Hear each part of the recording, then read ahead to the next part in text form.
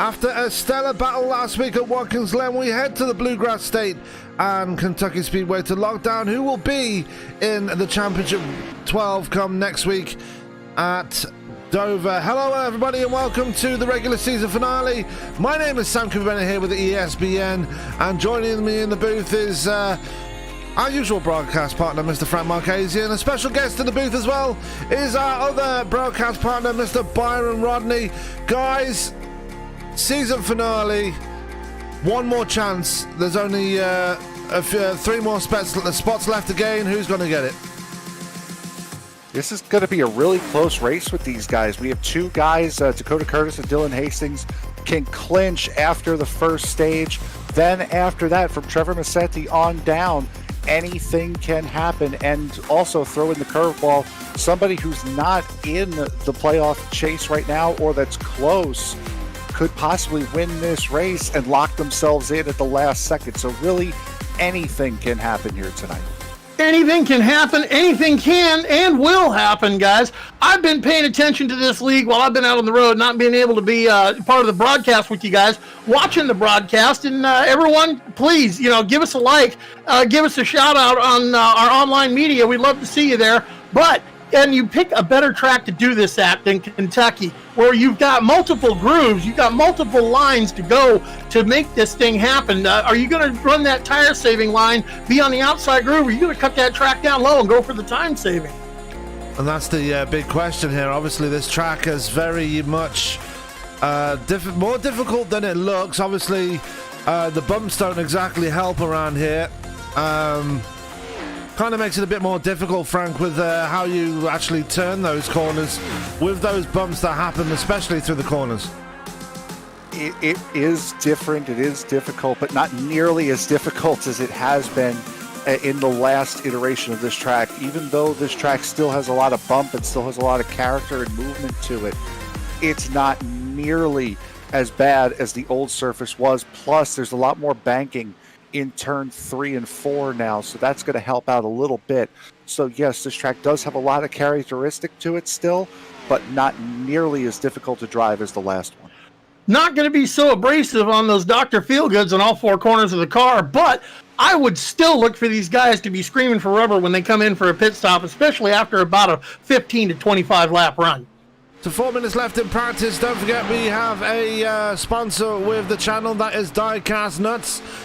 Make sure you check those guys out if you're looking to get into the whole die-cast business. You can share them on the website, what you have, and you can also buy stuff from there as well. Make sure you go to diecastnuts.com, and also don't forget to check out the website, www.espnofficial.com. You can check out the future streams, past streams, information on the teams, and you can also check out our Teespring store, which has the link in the website itself. And don't forget, if you decide to buy anything from the Teespring store, if you put in the promo code ESBN20, you get free shipping if you live in the United States.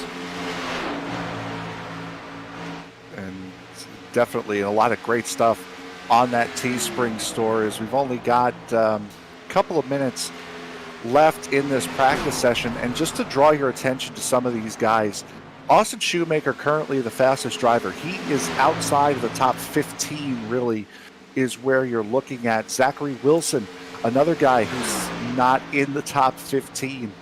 Dakota Curtis is one of those guys that can lock himself in after the first stage. Carl Burke, we've seen him, came in late, has a chance to lock himself in tonight. And then the overall points leader, Ryan Thomas, right now, leading the top 5. So there are 3 of the top 5 drivers are in a win and you're in situation.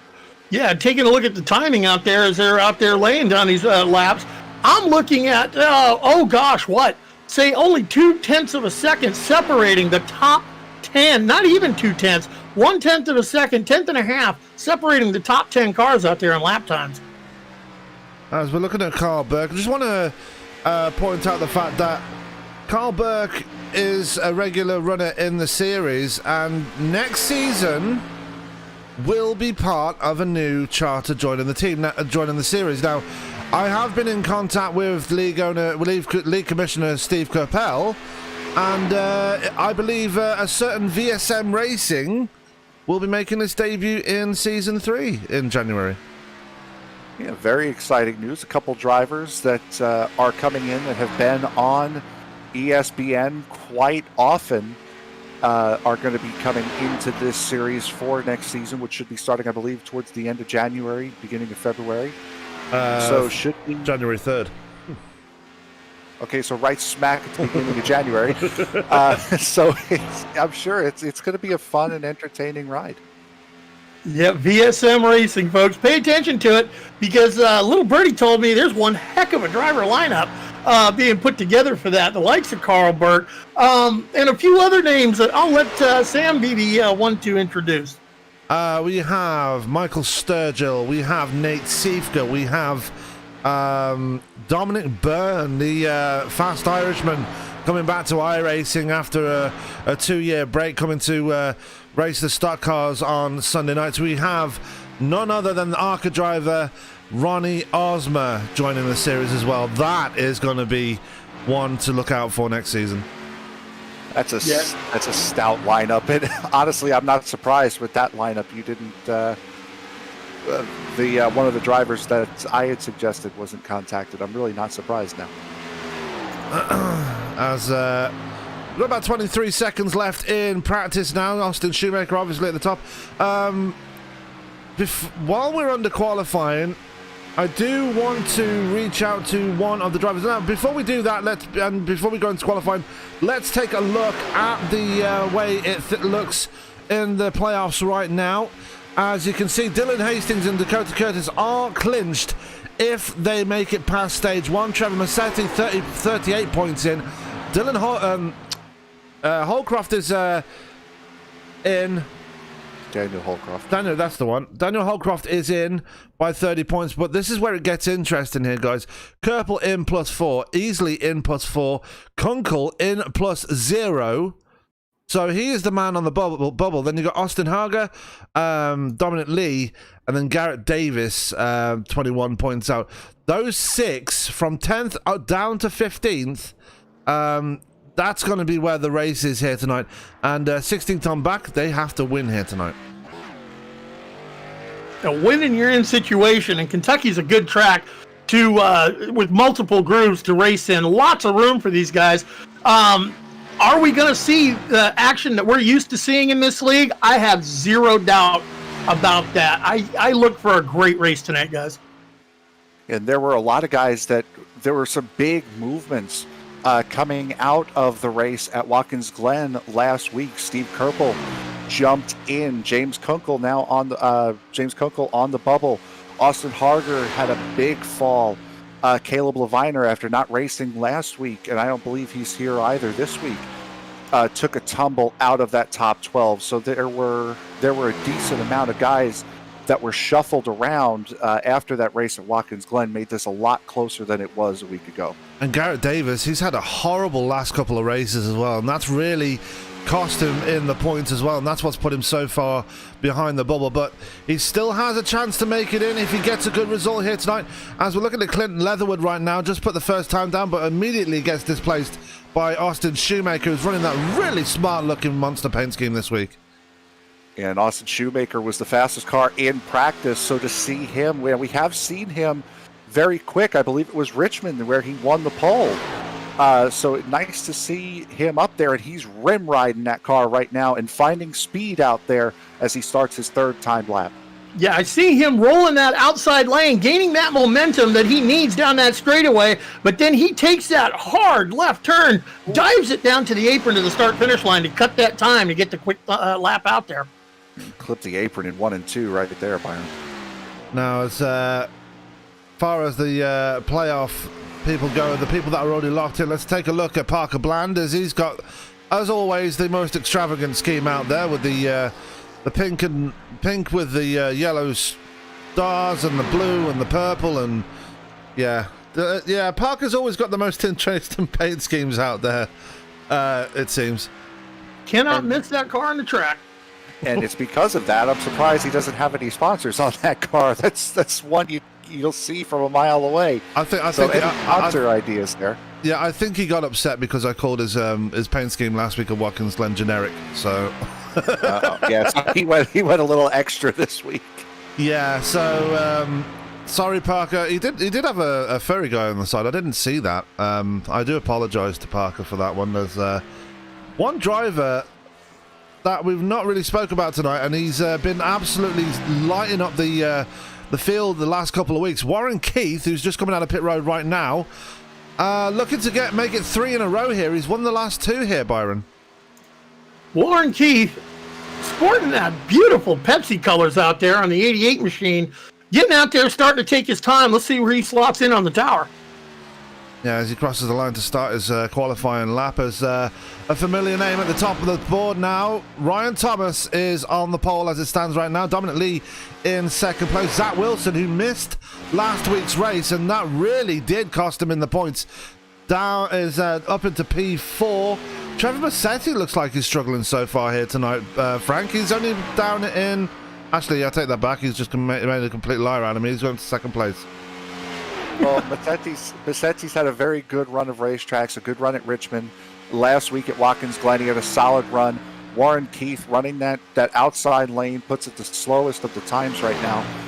But again, this is another guy who's picking up momentum at the exact right time. Warren Keith, he's going to definitely be a factor tonight. And I think another guy who we've seen a lot of, especially at the 1.5 miles, Dominic Lee starting in third at the moment as Keith crosses the line, puts himself in third, so now that moves Dominic Lee back to fourth. Dominic Lee, I think, is going to be a factor here tonight as well. He could be, as we're going to go to Jerry Culver, who's out on track right now. Brian Fine just making his way out there. Garrett Davis out on track as well. Don't forget, guys, we are live also on the iRacing Live portal, so make sure you go over there and show us some support from that direction if you are a member on iRacing, or if you're not a member of iRacing, you can go to iracing.com/live. You can catch us on there for this race. Every Wednesday and Sunday, you will catch us on the iRacing Live portal. Unfortunately, this coming week, we're going to have a lot of time off here, Frank, so won't catch us on the portal this coming week. Yeah, no, you're not going to catch us on anything this week. I believe Wednesday night we have a one-off series that Tony is going to be broadcasting.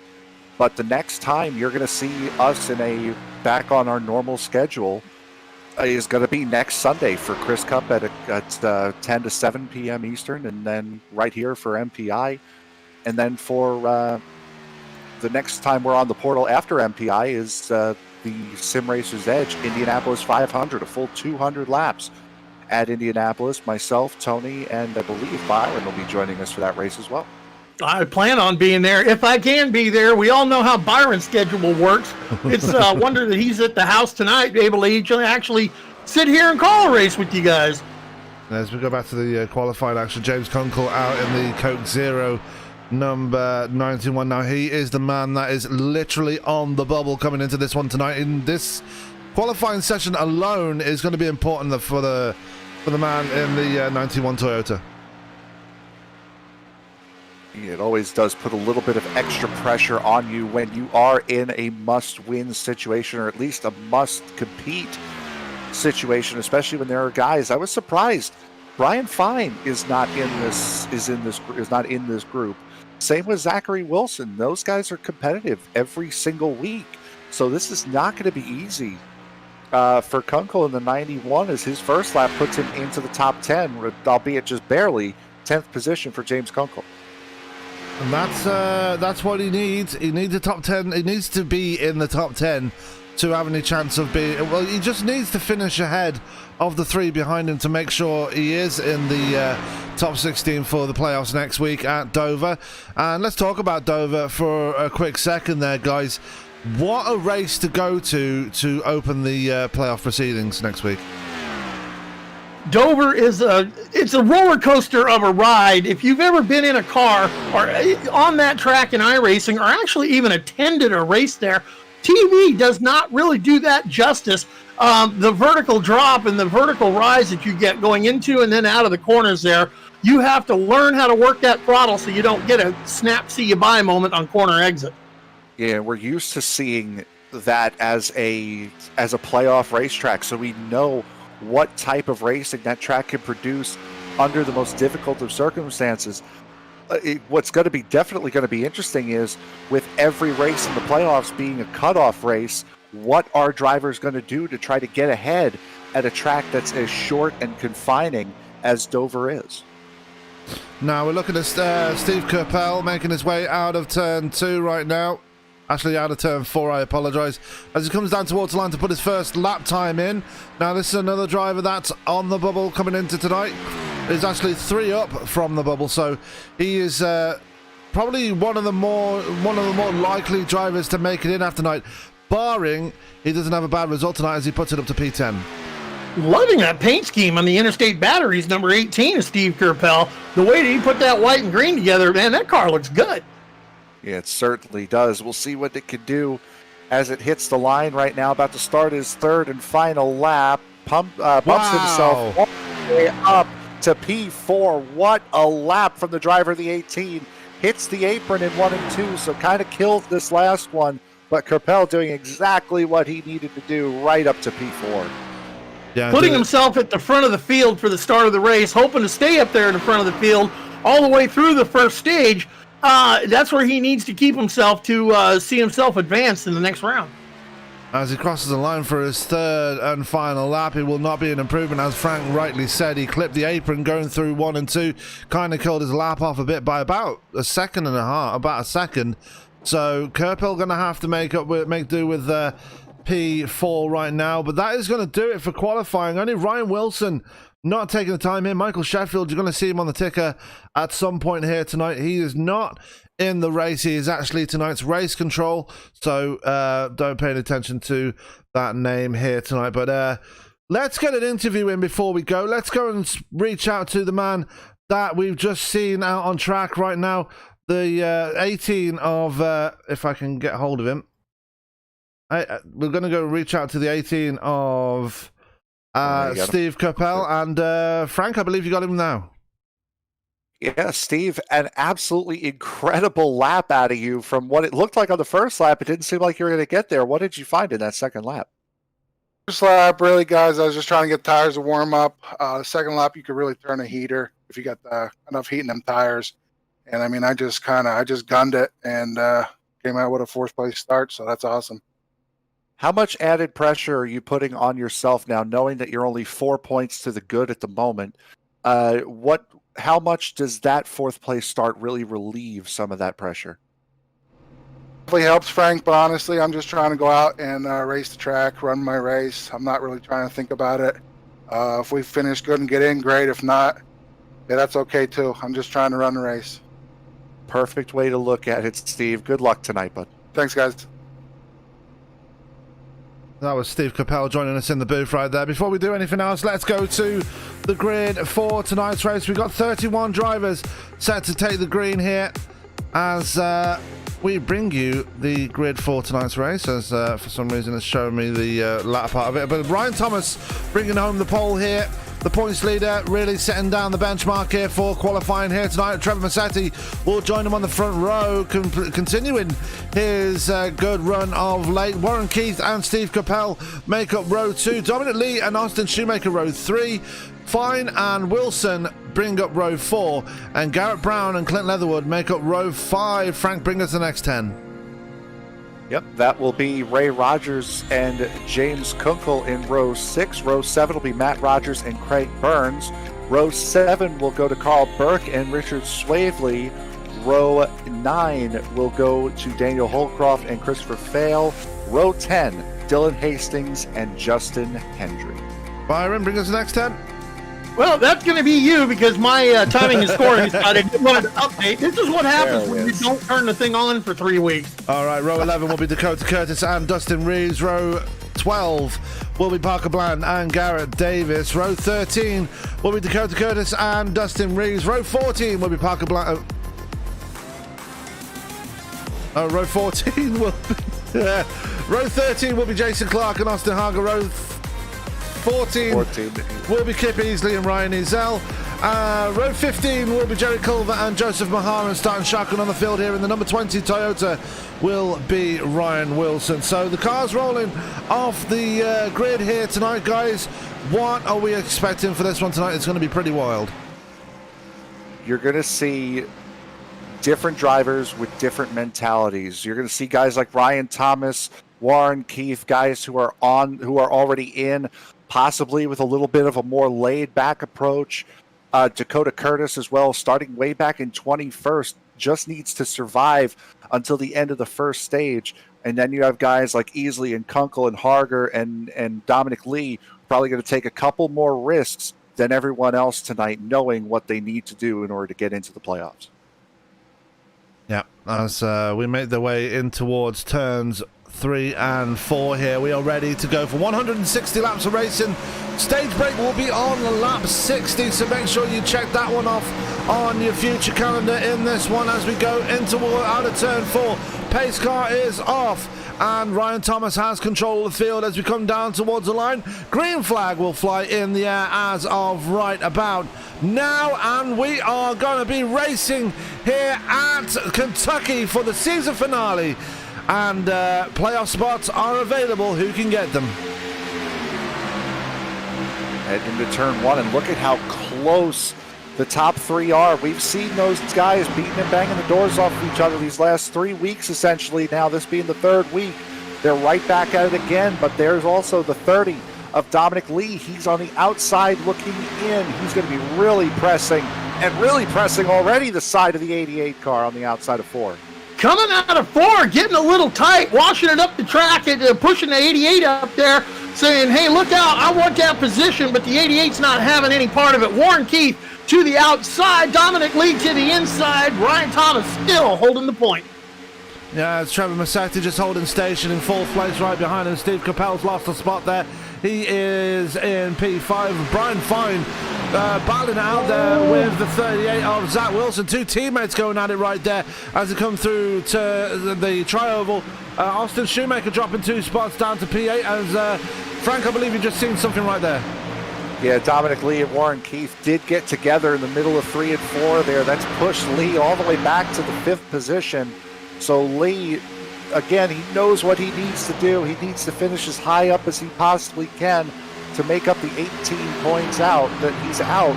All-star race winner, so he does know how to win in this series. He's just got to do it in a points race now. Don't look now, boys, but we got a 2-car breakaway up here at the point, and the 88 is just wearing out the rear bumper of Ryan Thomas's. Warren Keith ducks it low. Ryan Thomas taking that high side momentum. We got a drag race down the backstretch. Yeah, and don't forget these two are already locked into the playoffs. Ryan Thomas has won 2 races.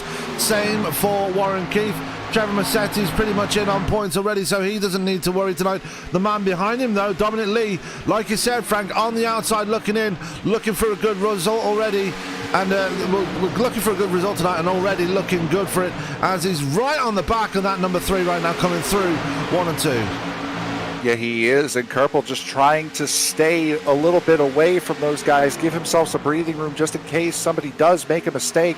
But right behind them, I'm watching the 2 teammates, the 98 of Brian Fine and the 38 of Zachary Wilson. Again, those guys are in a win and you're in situation, so those guys are battling, and it is quite entertaining as Warren Keith goes to the lead. Yeah, Warren Keith, he swaps to the lead, moves Ryan Thomas to 2nd, but don't look now. Dominic Lee putting on a strong showing in that downside line. He's rolling that 3rd spot, and Trevor Massetti right on his outside elbow. Yeah, Dominic Lee might be temporarily moving up to P3 right there as here comes Massetti back at him across the line. Down towards turn 1, Massetti on the apron, still able to gain time there. Not sure if that is within league rules there. It looked like he actually went below that yellow line to make up a position there.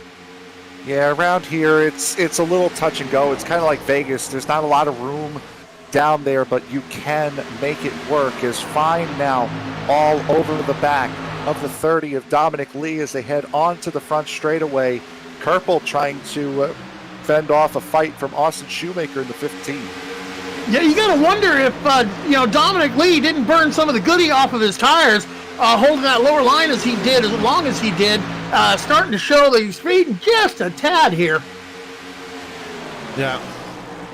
Thomas is falling back slightly. Well, not Thomas, as Massetti is. As we saw one wide there. Brian Fine taking a bit of a higher line, going through the 3 and 4. Probably just a fend from his teammate there, who was coming up to the back of him. Kerpel has fallen back to P7 now. Shoemaker still in P8. James Kunkel, crucially, is still in P9 as well. So even if Dominic Lee does get a good position out of this one, top 5 anyway, Kunkel is right there to still remain in the playoffs. Yeah, Kunkel's having a very good battle with Clint Leatherwood as the caution comes out here on lap number 9. Let's see where this is. And I'm not seeing anything. No. Let's go back and see what was the cause of the yellow flag, and it was the 6 and the 89 getting into it. That would be Dustin Reeves and Jason Clark. Christopher Fail on the 89. Oh yeah, Christopher Fail. Oh, yep. 6 tried to clear himself on the outside. 89 was more than there. Yeah. That was the cause of the caution here. The first caution of the night, and the field just slowing down to let the pace car by. So this is a rare situation that you see on the track. Sometimes the pace car does come out behind the field, as we're seeing more trouble here, Frank. A little bit of head fakery there with pit lane entrance from Warren Keith. Warren Keith electing to go to the pits. Everyone else looked like they were going to follow him, and they decided, nah, we'll let you go in, get your 4 tires and fuel. We'll stay out here and stay at the front. I think that was more Thomas. Thomas and Massetti had made the move as though they were going to come in, and I think that drew the 88 of Warren Keith in. Keith doesn't look like he's taken any tires, so it just looks like a top off and go. But Keith doesn't win. He must have taken tires, because it's Parker Bland that wins the race off of pit road in the 00. So a big time fake and a big time change for the 32 and the 3. Now on the front of this. Sorry, Frank, if I had to take a guess, I would say that was a 2-tire stop. 6.6 second pit stop for Warren Keith. I'm going to say he topped off the fuel and took some right sides. That's what it looks like. As we're looking at Ryan Thomas right now, he does have Trevor Massetti right behind him. All that going on there. As promoted, Dominic Lee up to 3rd place, Zach Wilson up to P4, Steve Kerpel up into P5. But Dustin Reeves and Christopher Fail, though, looks like their race might be over already. They are still in pit road, possibly repairing their damage, but at this moment they are pretty far outside of the playoff points. They're pretty much racing for pride at this point, Frank. Yeah, and that's an unfortunate thing. You guys just 2 guys getting into an accident, just trying to race for position, and unfortunately, sometimes stuff like that happens. Things happen out on a track, and it can affect. It's not just your night, but you're affecting everyone else's night. And when you've got as much on the line, as you do, like a race like this one, where guys are looking to try to get a good showing and get in, it can affect a lot of people. And looking at that pit stop, the way these guys did that head fake going into pit lane, and Warren Keith going in, and Ryan Thomas staying out. Warren Keith's going to take the green flag. Looks like the restart's going to hold him in P13. Yeah, and he will soon make those places up. We've seen it before with Warren Keith. He's been known to take early pit stops before and be able to just sail his way back through the field and back to the front again. One driver we've not mentioned yet tonight is down in P18. He's already pretty much clinched in if he can make it to the stage break here. Frank Dakota Curtis currently sitting behind the other most winningest driver this season. That's Ray Rogers. Yeah, Dylan Hastings is up in the top 10 as well. So those guys both doing exactly what they need to do. And for them, it's a completely different ball game. For guys like Dominic Lee, just survive until the stage caution, which, if I remember lap 60 rightly, is going to be on lap 60. So that's really all they need to get. That's all they need to get to, and their race is over. And by the way, just to go back to Dustin Reeves, if if we can still get up there. He is in the back there. Byron, trivia question for you. Would you Yes, happen to sir. know? Would you happen to know what year and what driver drove that car? Taking a look at Dustin Reeves, the number 6 Pfizer car, that would be Mark Martin. And I'm going to guess that's going to be mid-90s? 1995. 1990. Early 90s. No, that is a 2005 paint scheme. Oh, wait, never mind. I saw Pfizer on the side, and I knew that Mark Martin had the pharmaceutical sponsorship, but I just saw the Batman on the hood. That is going to be Dale Jr.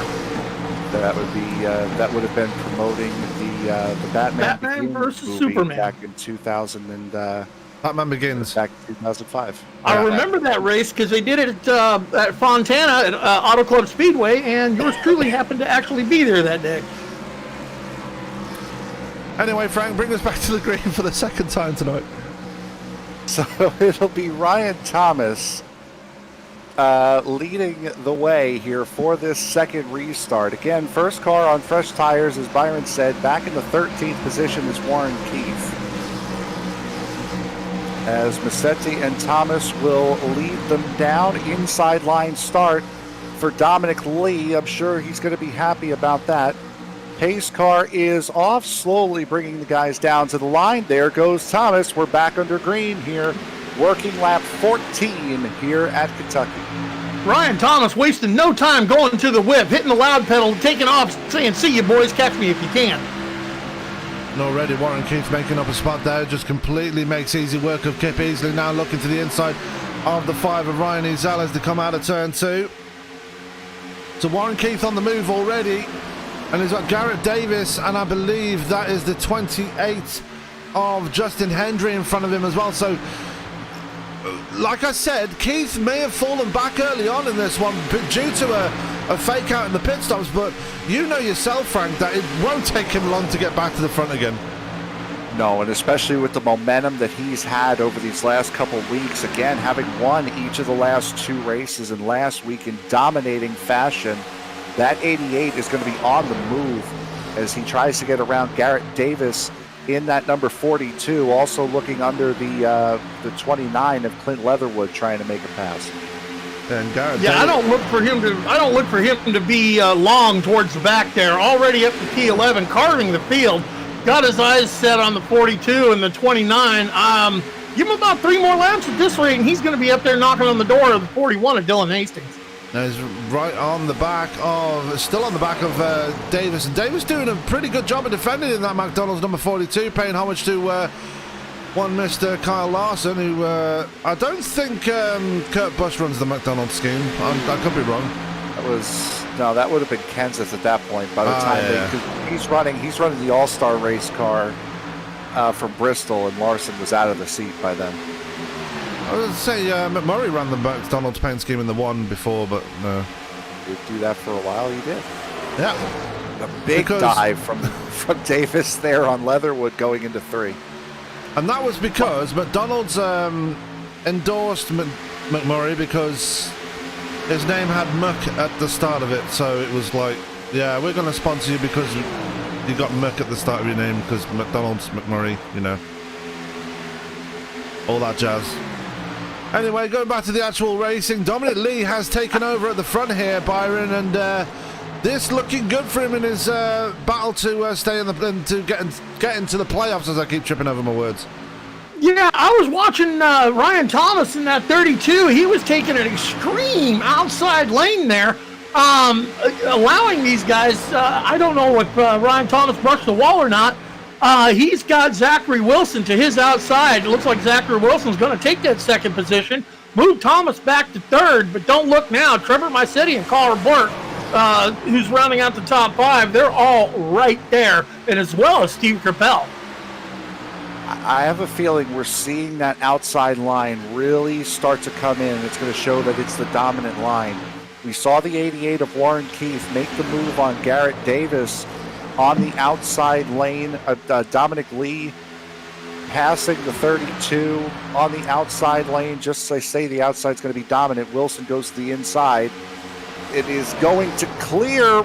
Oh boy, just barely. Dominic Lee going into 3, but Lee's going to be able to fight back on that outside. Just have so much more room to work with and so much more momentum build up on that outside lane here.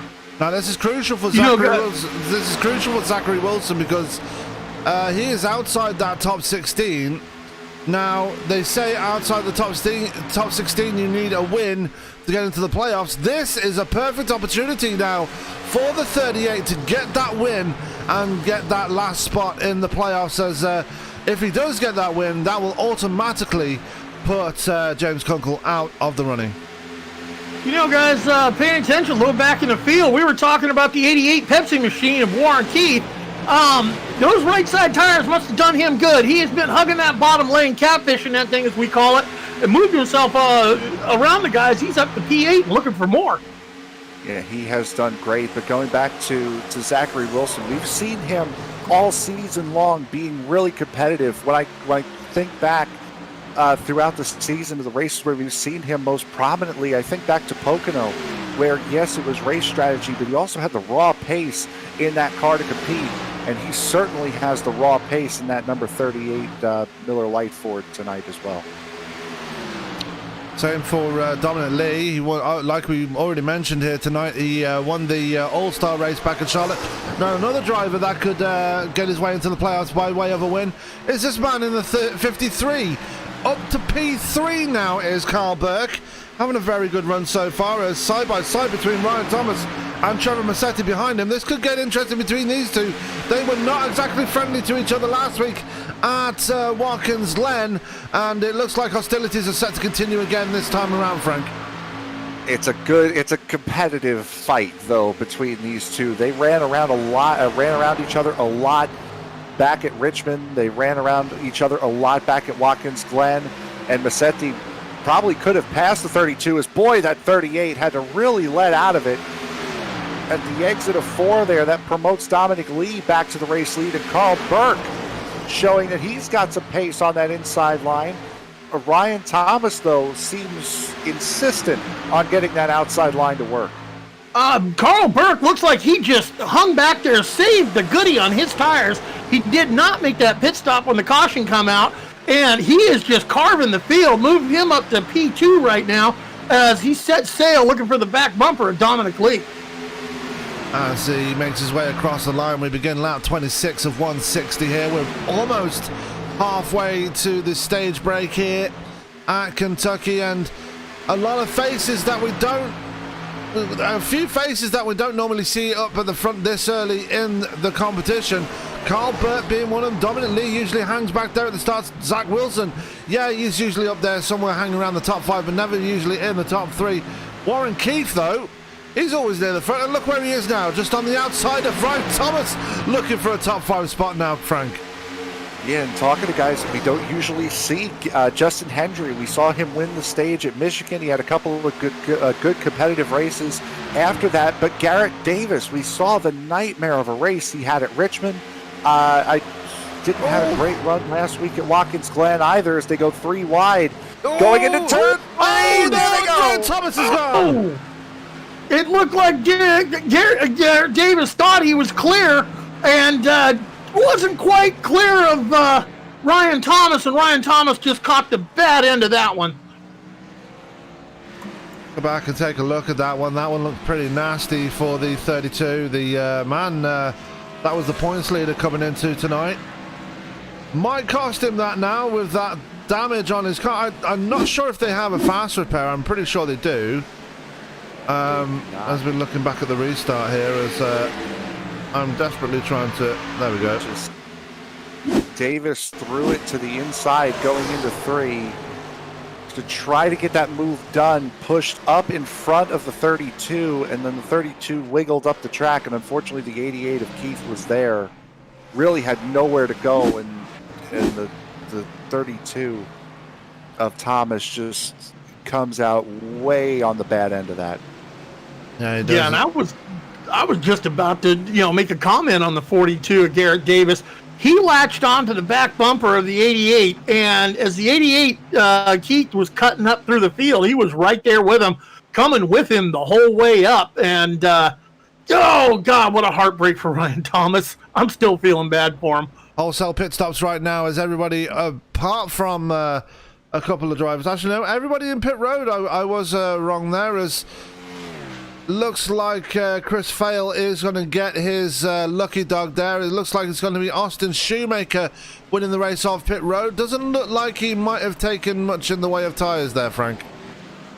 Yeah, no, this would have been 4-tire territory, and this is Shoemaker desperately trying to get back in the points race here by trying to get that extra point for leading a lap, as Massetti actually beats the 30 of Dominic Lee off of pit road on merit, so that'll move the 3 up to second spot. Well, Austin Shoemaker, he made that pit stop for right sides on that first caution. He may have just come in and took right sides again or left sides right there with fuel, as he had a 6.6 second pit stop, as everyone else behind him all the way back to 9th place took 4 tires and fuel. Now, Warren Keith getting some pretty significant damage from that incident with Ryan Thomas as well. He's only just made his exit from pit road right there. Probably he didn't get as serious damage from Ryan Thomas, but probably stayed in a bit longer to knock out a few of those dings that he got from that contact with Thomas. Meanwhile, Ryan Thomas just making his way out of pit road as well. He's had a few knocks as well, but I believe He's still got pretty significant rear end damage, just to 32. And he hit that wall nose on a ton, so I would be surprised. I'm surprised that Thomas has as much front end as he has, if I'm perfectly honest, as he's coming in now trying to fix as much damage as he possibly can. Yeah, so we're under second caution of the night here with the MPI Cup Series here on ESPN at Kentucky, the season finale, and we do have a lot of stories to tell in this one. A lot of drivers trying to point their way into the playoffs. Dominic Lee looking to get his way in on points. Zach Wilson trying to get a win to get himself into the playoffs. Same for Carl Burke. Garrett Davis trying to point himself in. He is the last of those 6 drivers that we mentioned at the start of the broadcast. He's going to have a really good points night or a win to get himself in. Justin Hendry needs a win to get in. Steve Kerpel probably just needs to stay where he is at this point. He's probably the most likely to make it into the playoffs out of this one. But a lot of stories yet to be told in this one, Frank, before this is over. Yeah, certainly. And again, with the playoff race as tight as it is, coming down at the end of this, it's just 4 points. Austin Harger 4 points off Lee, 18, and leading this race. Easley is also Kip Easley trying to point his way in as well. So there's a lot of guys, a lot of moving and shaking still yet to be done, as Massetti now will take over the lead as Shoemaker pits. Yeah. Shoemaker bringing it another trip down pit lane. 5-second stop, no tires. You gotta wonder if he just top off. They must be right at the range of their fuel to make it to stage end. As lights are on the pace car. Byron, get us back to green for the first time tonight. Trevor Massetti, he's got the field in tow. Lights are off in the Ford Mustang pace car as we bring it around the final turn. Ford Mustang pace car, folks, look for it to take that hard left turn into pit lane. Trevor Massetti, he's got control of the field. Is he going to hold it down to the green? Is he going to take off early? We're about to find out right here at Kentucky. As that Ford Mustang pace car makes that left turn, Trevor Massetti, he holds that field down, holding him down. Wow, did he hold him down? All of a sudden, he hits the loud pedal, says, boys, I'm out of here. Catch me if you can. He puts one heck of a gap on the field, 0.4 of a second. Yeah, as we didn't know. I'm not sure if anybody else noticed, but Austin Shoemaker took it down pit road just before the last lap before we went back to green, but Zach Wilson moving his way up to second. Garrett Davis still pushing forward here, despite the incident he had during the last caution. And again, he's making those moves, Frank, through the corners. That's pushing his car up slightly in the corners. Might cause a few issues here. Actually, it's already caused one here tonight. Yeah, he knows what he has to do. He's 21 points out, so he's in a situation where he needs to beat the guy who's on his outside right now, number one, and number two, try to get as many points as he possibly can. And we've seen from Davis this year, hasn't really been running up front much, so he's trying to relish this opportunity as much as he possibly can.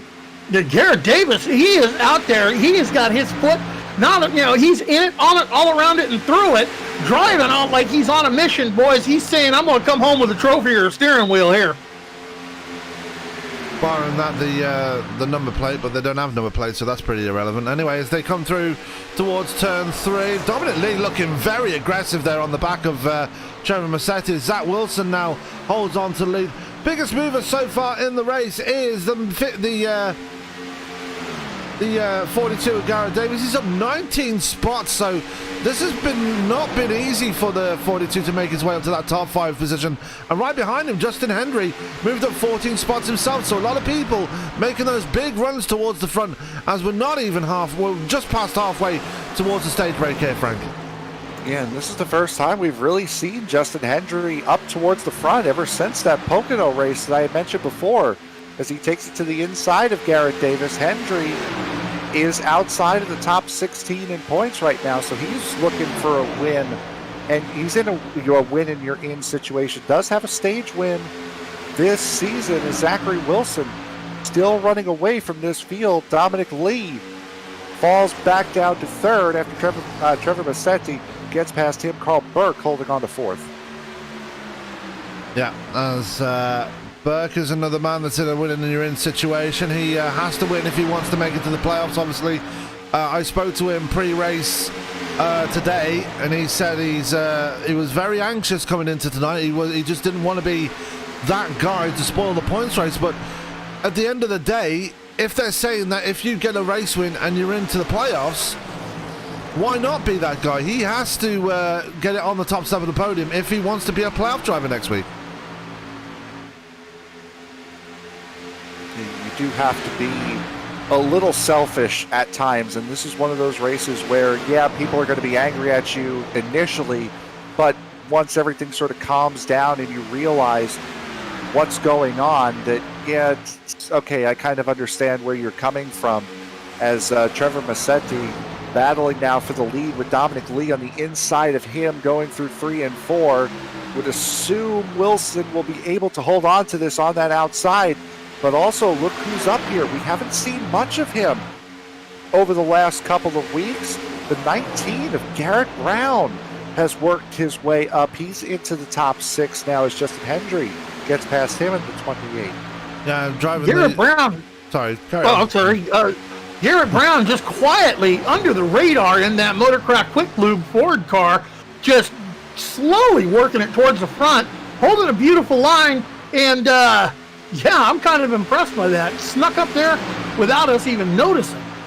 Yeah, paying homage to the Wood Brothers team, obviously a famous team in NASCAR. And speaking of NASCAR, a big news coming out of the racing community last couple of days. There is a rumor going around that Rick Ware Racing is off to IndyCar, guys. What do you make of that? Well, you're catching me. You're catching me. I'm surprised with that one. You didn't hear about that? They've been posting. Actually, to tell you the honest truth, I had my nose, with the silly season in NASCAR and the things flying around with the new team coming in 2311 with Michael Jordan and Denny Hamlin. I've been paying attention to more of what's going on off-season in NASCAR. I did not catch it at IndyCar News. Yeah, Rick Ware Racing is rumored to be moving over to IndyCar for 2021. They have purchased an IndyCar. Apparently it's a car that previously belonged to Dale Coyne Racing, now is in the hands of Rick Ware, and he fancies the chances of running it next season. If that rings true, Could be an interesting switch from a team that has been so prevalent in NASCAR over the years to something new in IndyCar, just basically doing a Jimmy Johnson but in team form. Not to interrupt you on this here, Sam, but you have got to take a look at what Dominic Lee and Trevor Massetti are doing out there on the track. They are all over each other, and Carl Burke is looking to join that dance. And that top 5 really moving around. And also notice another guy who snuck up to the front.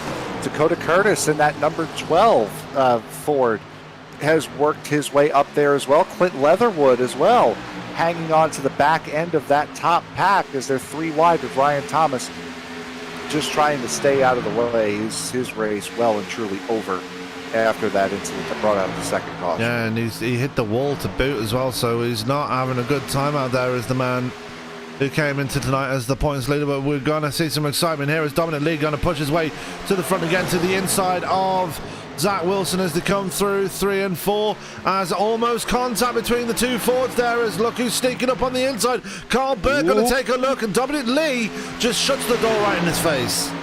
No, he didn't shut the door, he slammed it.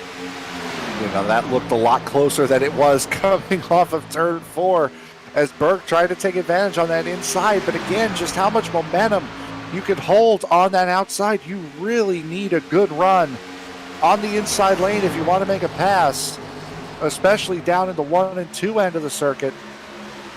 Boy, oh boy, now still looking Carl Burke on that inside lane. Lee's going to be able to hold on to the lead. And also, just again, we're talking about guys moving up. Here's a guy that really hasn't moved up at all. Warren Keith still sitting mired back in the 15th position, 5 seconds off race lead. Not really putting much of any form of move on the 41 of Hastings. I wonder if the contact that he had with Ryan Thomas during that wreck has affected that 88 car somehow. That has to be a safe bet because he's really struggling out there, not really staying on the back of Dylan Hastings right now, and does look like he's carrying a parachute right now. Is that the right assessment there, Byron?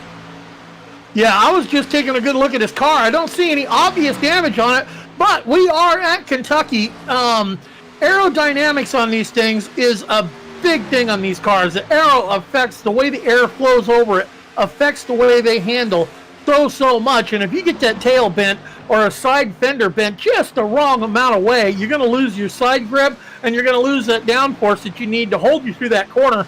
And it just looks like Warren Keith does not have the pace to keep up with the field. If you look at that left front suspension camera, he does have a little bit of nose damage on that left front, but it very well could also be, hey, listen, I've got 2 wins. Of course, it would be nice to go into the chase having 3 wins in a row, but it's not worth it for me either way to go out and fight for it. I'm already in.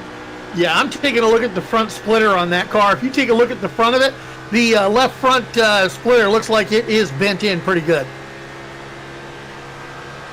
Yeah, as we're looking on the left front suspension camera, you can see the damage on the front there. The bodywork bent up. You can see the Goodyear logo above the left front tire is pretty askew as well. As we're going to go back to the TV cameras here, and we're going to go back to the battle at the front here as Dominic Lee still cannot shake off these guys behind him. And look at Garrett Brown up to 3rd place now. He's starting to find some pace in that Wood Brothers number 19. He won that race back at Michigan, and he was leading the points by quite a bit and has missed a couple races recently.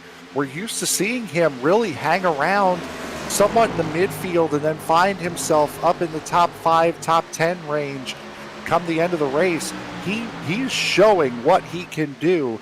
Don't sleep on that number 19, not just for tonight, but for the playoffs as well. 10 laps to go. Not just a 19, but look at the 53 of Carl Burke just getting it done, picking him up, putting him down, hauling the mail, holding down that 2nd spot behind Dominic Lee. I'm looking for things, big things to come out of the 53 for the end of this race. Yeah, 10 laps to go before the end of the stage here as Garrett Brown runs wide through 3 and 4. That's going to let Carl Burke back in on 2nd place. Trevor Massetti going to go through, and Garrett Davis back up there as well. as the McDonald's number 42 looking to make headway near the front. He's managed to get away from Justin Hendry. He's pretty much in no man's land right now.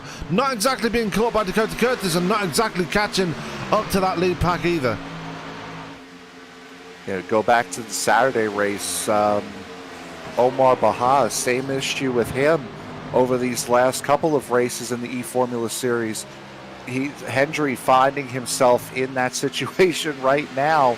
He does have Dakota Curtis, though, breathing down his neck. He is getting a little bit closer, is Dakota Curtis, but still just sort of on an island right now is at 28. Yeah, if you're the 28, Justin Hanley guys, you know you're coming to stage end in what, 6-7 laps from now. Do you want to just hold your position? Don't get too racy. Hey, look, I'm going to get some stage points out of this, and I'm going to be taking a restart pretty close to the top of the field. I don't think, personally, it would be in his best interest to push the point right about now. We're looking at the battle box right here. Trevor Massetti, obviously the battle for third between third and ninth. The gap is 1.42 seconds right now between those two. As that doesn't seem right. Anyway, Steve Kerpel, last driver in that little pack there. He is currently sitting P9 at the moment. Again, and I've said this twice already, Kerpel looks pretty safe at this point. Yeah, he's, again, just do what he's doing. He's to the good by 4 points coming into this race, but he is to the good.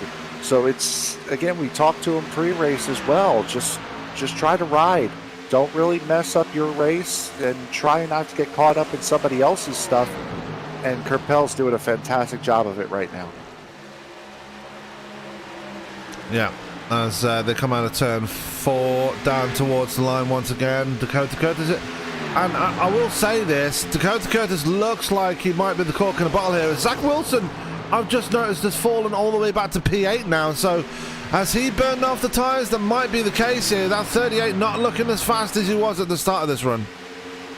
Well, I'm also thinking they might be at the edge of their fuel endurance. I was looking at pre-race, they were giving 60% tank fills on here, and after that last caution, everyone pit, you were looking at 30-plus laps to get to the end of the stage. You might be seeing some fuel saving going on here, guys.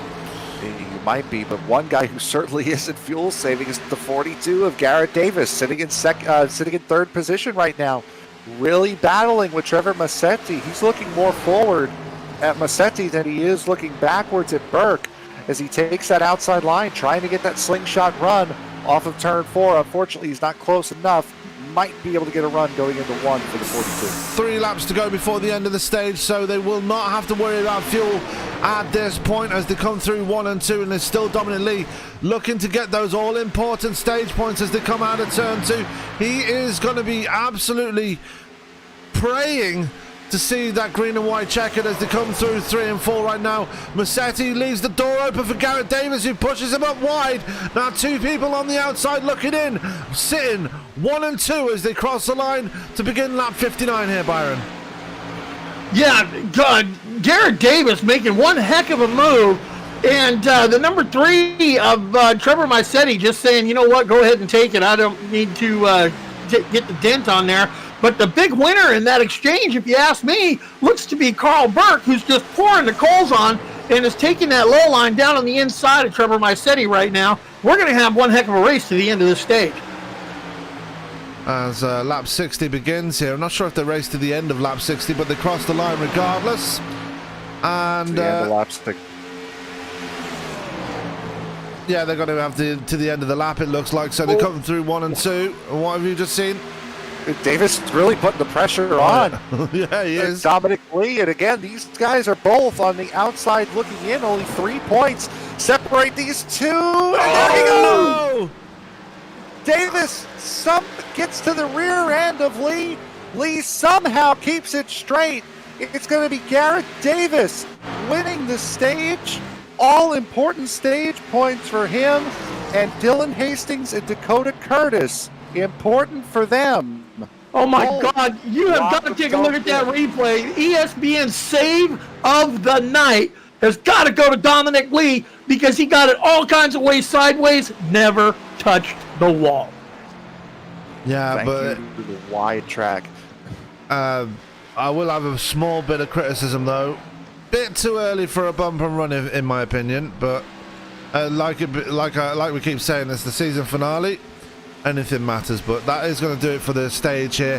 While they get things figured out here on ESBN, we are going to step away for a couple of minutes here while we take a little breather. We'll be right back in just a couple of minutes. And we'll be back for the second part of the race. Just sit tight. We'll be right back.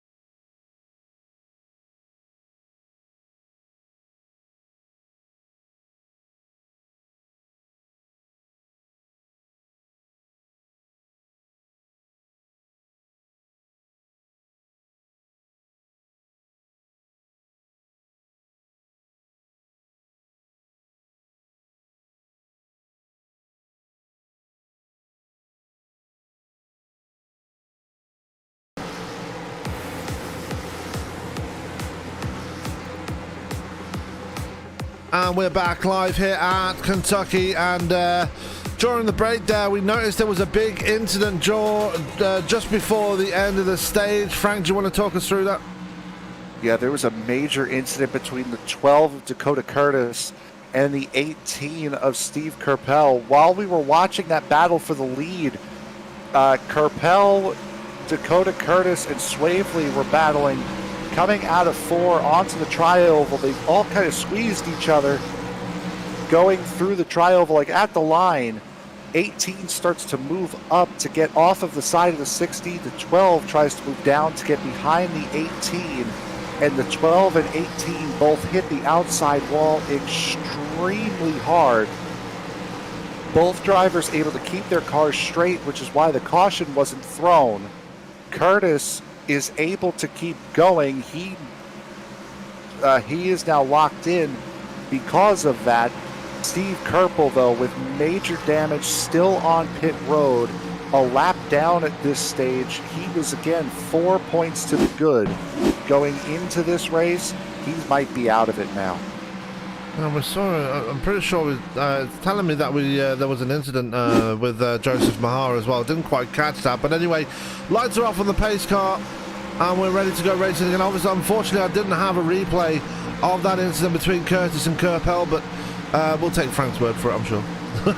As Garrett Davis, who put on the hero moves at the end of the stage there to give himself the stage win. Can he give himself that one more step to make sure he makes it into the playoffs? We'll find out as we begin the second half, well, the second part of this race anyway. We're not halfway yet.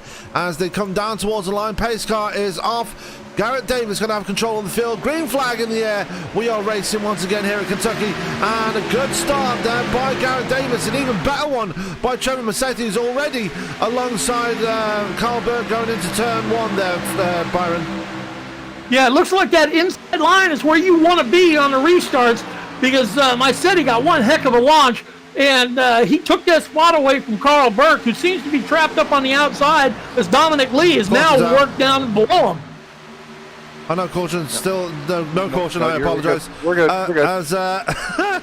As they come down towards the line here, Massetti up to second. Carl Burke, a horrible restart for himself. He's already down to P5 now after Zach Wilson goes flying through. Trevor Massetti looking very spicy now as they come out of turn two. Remember, already locked in on points, so not really going to have to worry about this one, but just wants to be up there just to be sure that is absolutely 100% a done deal for Dover next week.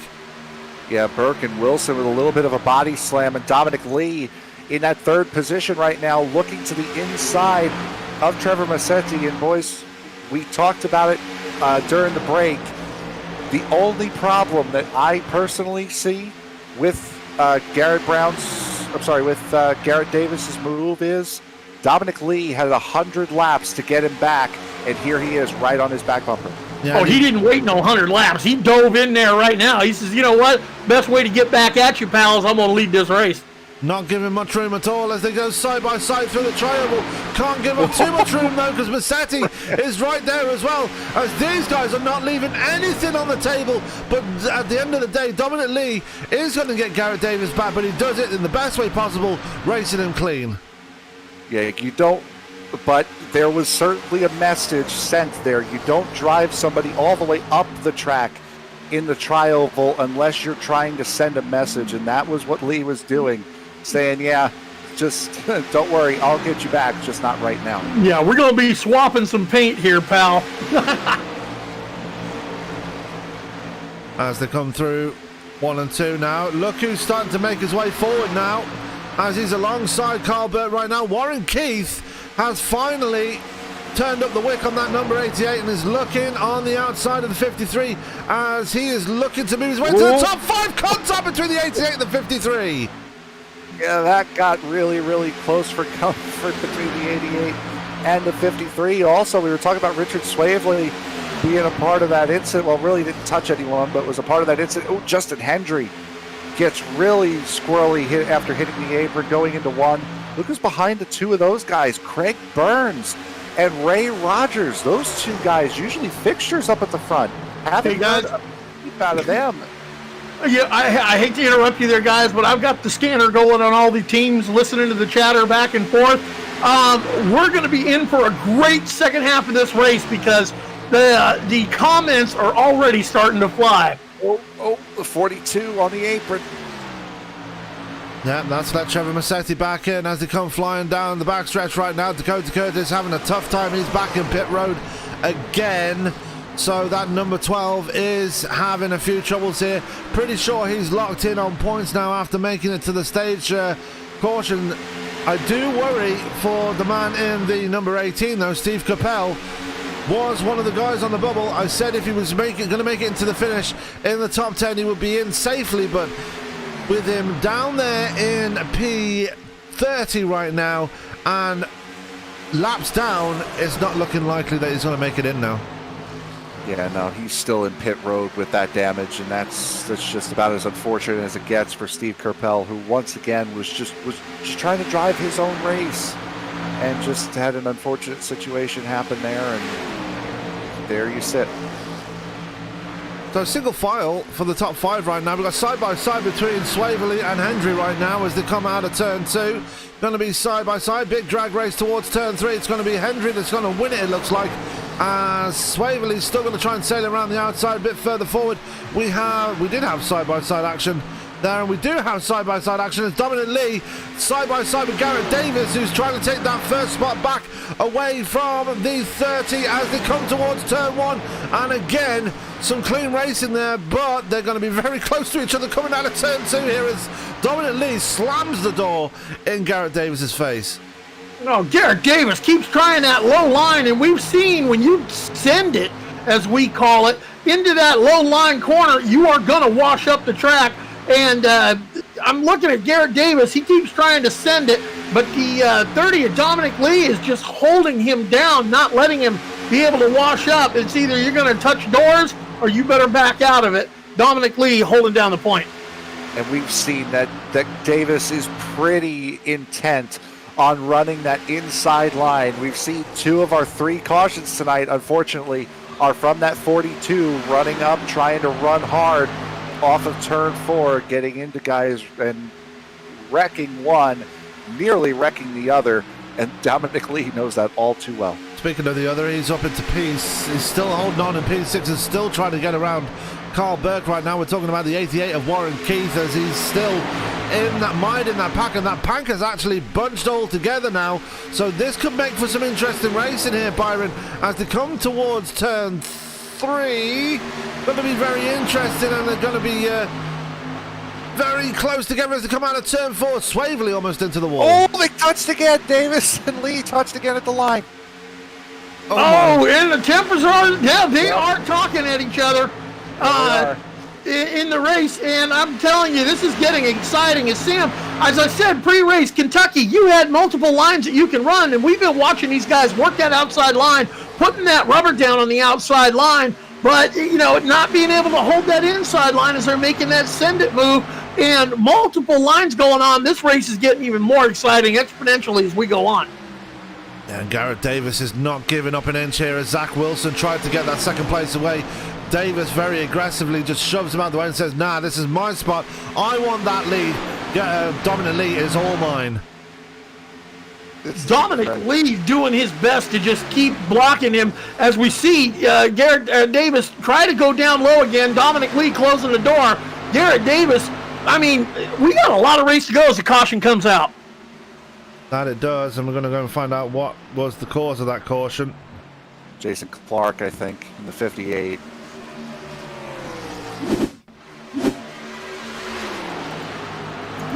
Unfortunately, Racing not doing its best to not allow me to see what happened, but well, maybe not him, actually. Yeah, it's not letting me see either, so we'll take iRacing's word for it. Jason Clark in a bit of trouble. As you see him there, just picking up speed again, the 58. We're under our 4th caution here at Kentucky, and we did say, guys, at the start of this one, it was always going to be a very contentious and aggressive race here for the season finale, and it's not failed to deliver so far.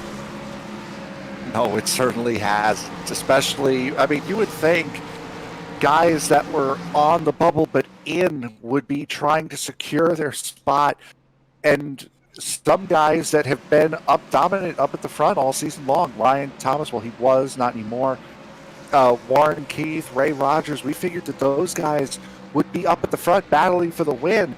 But no, it's the 2 guys, the last 2 guys that have the ability to try to point their way in are the ones that are at each other's throats right now, sitting 1 and 2 in the race here.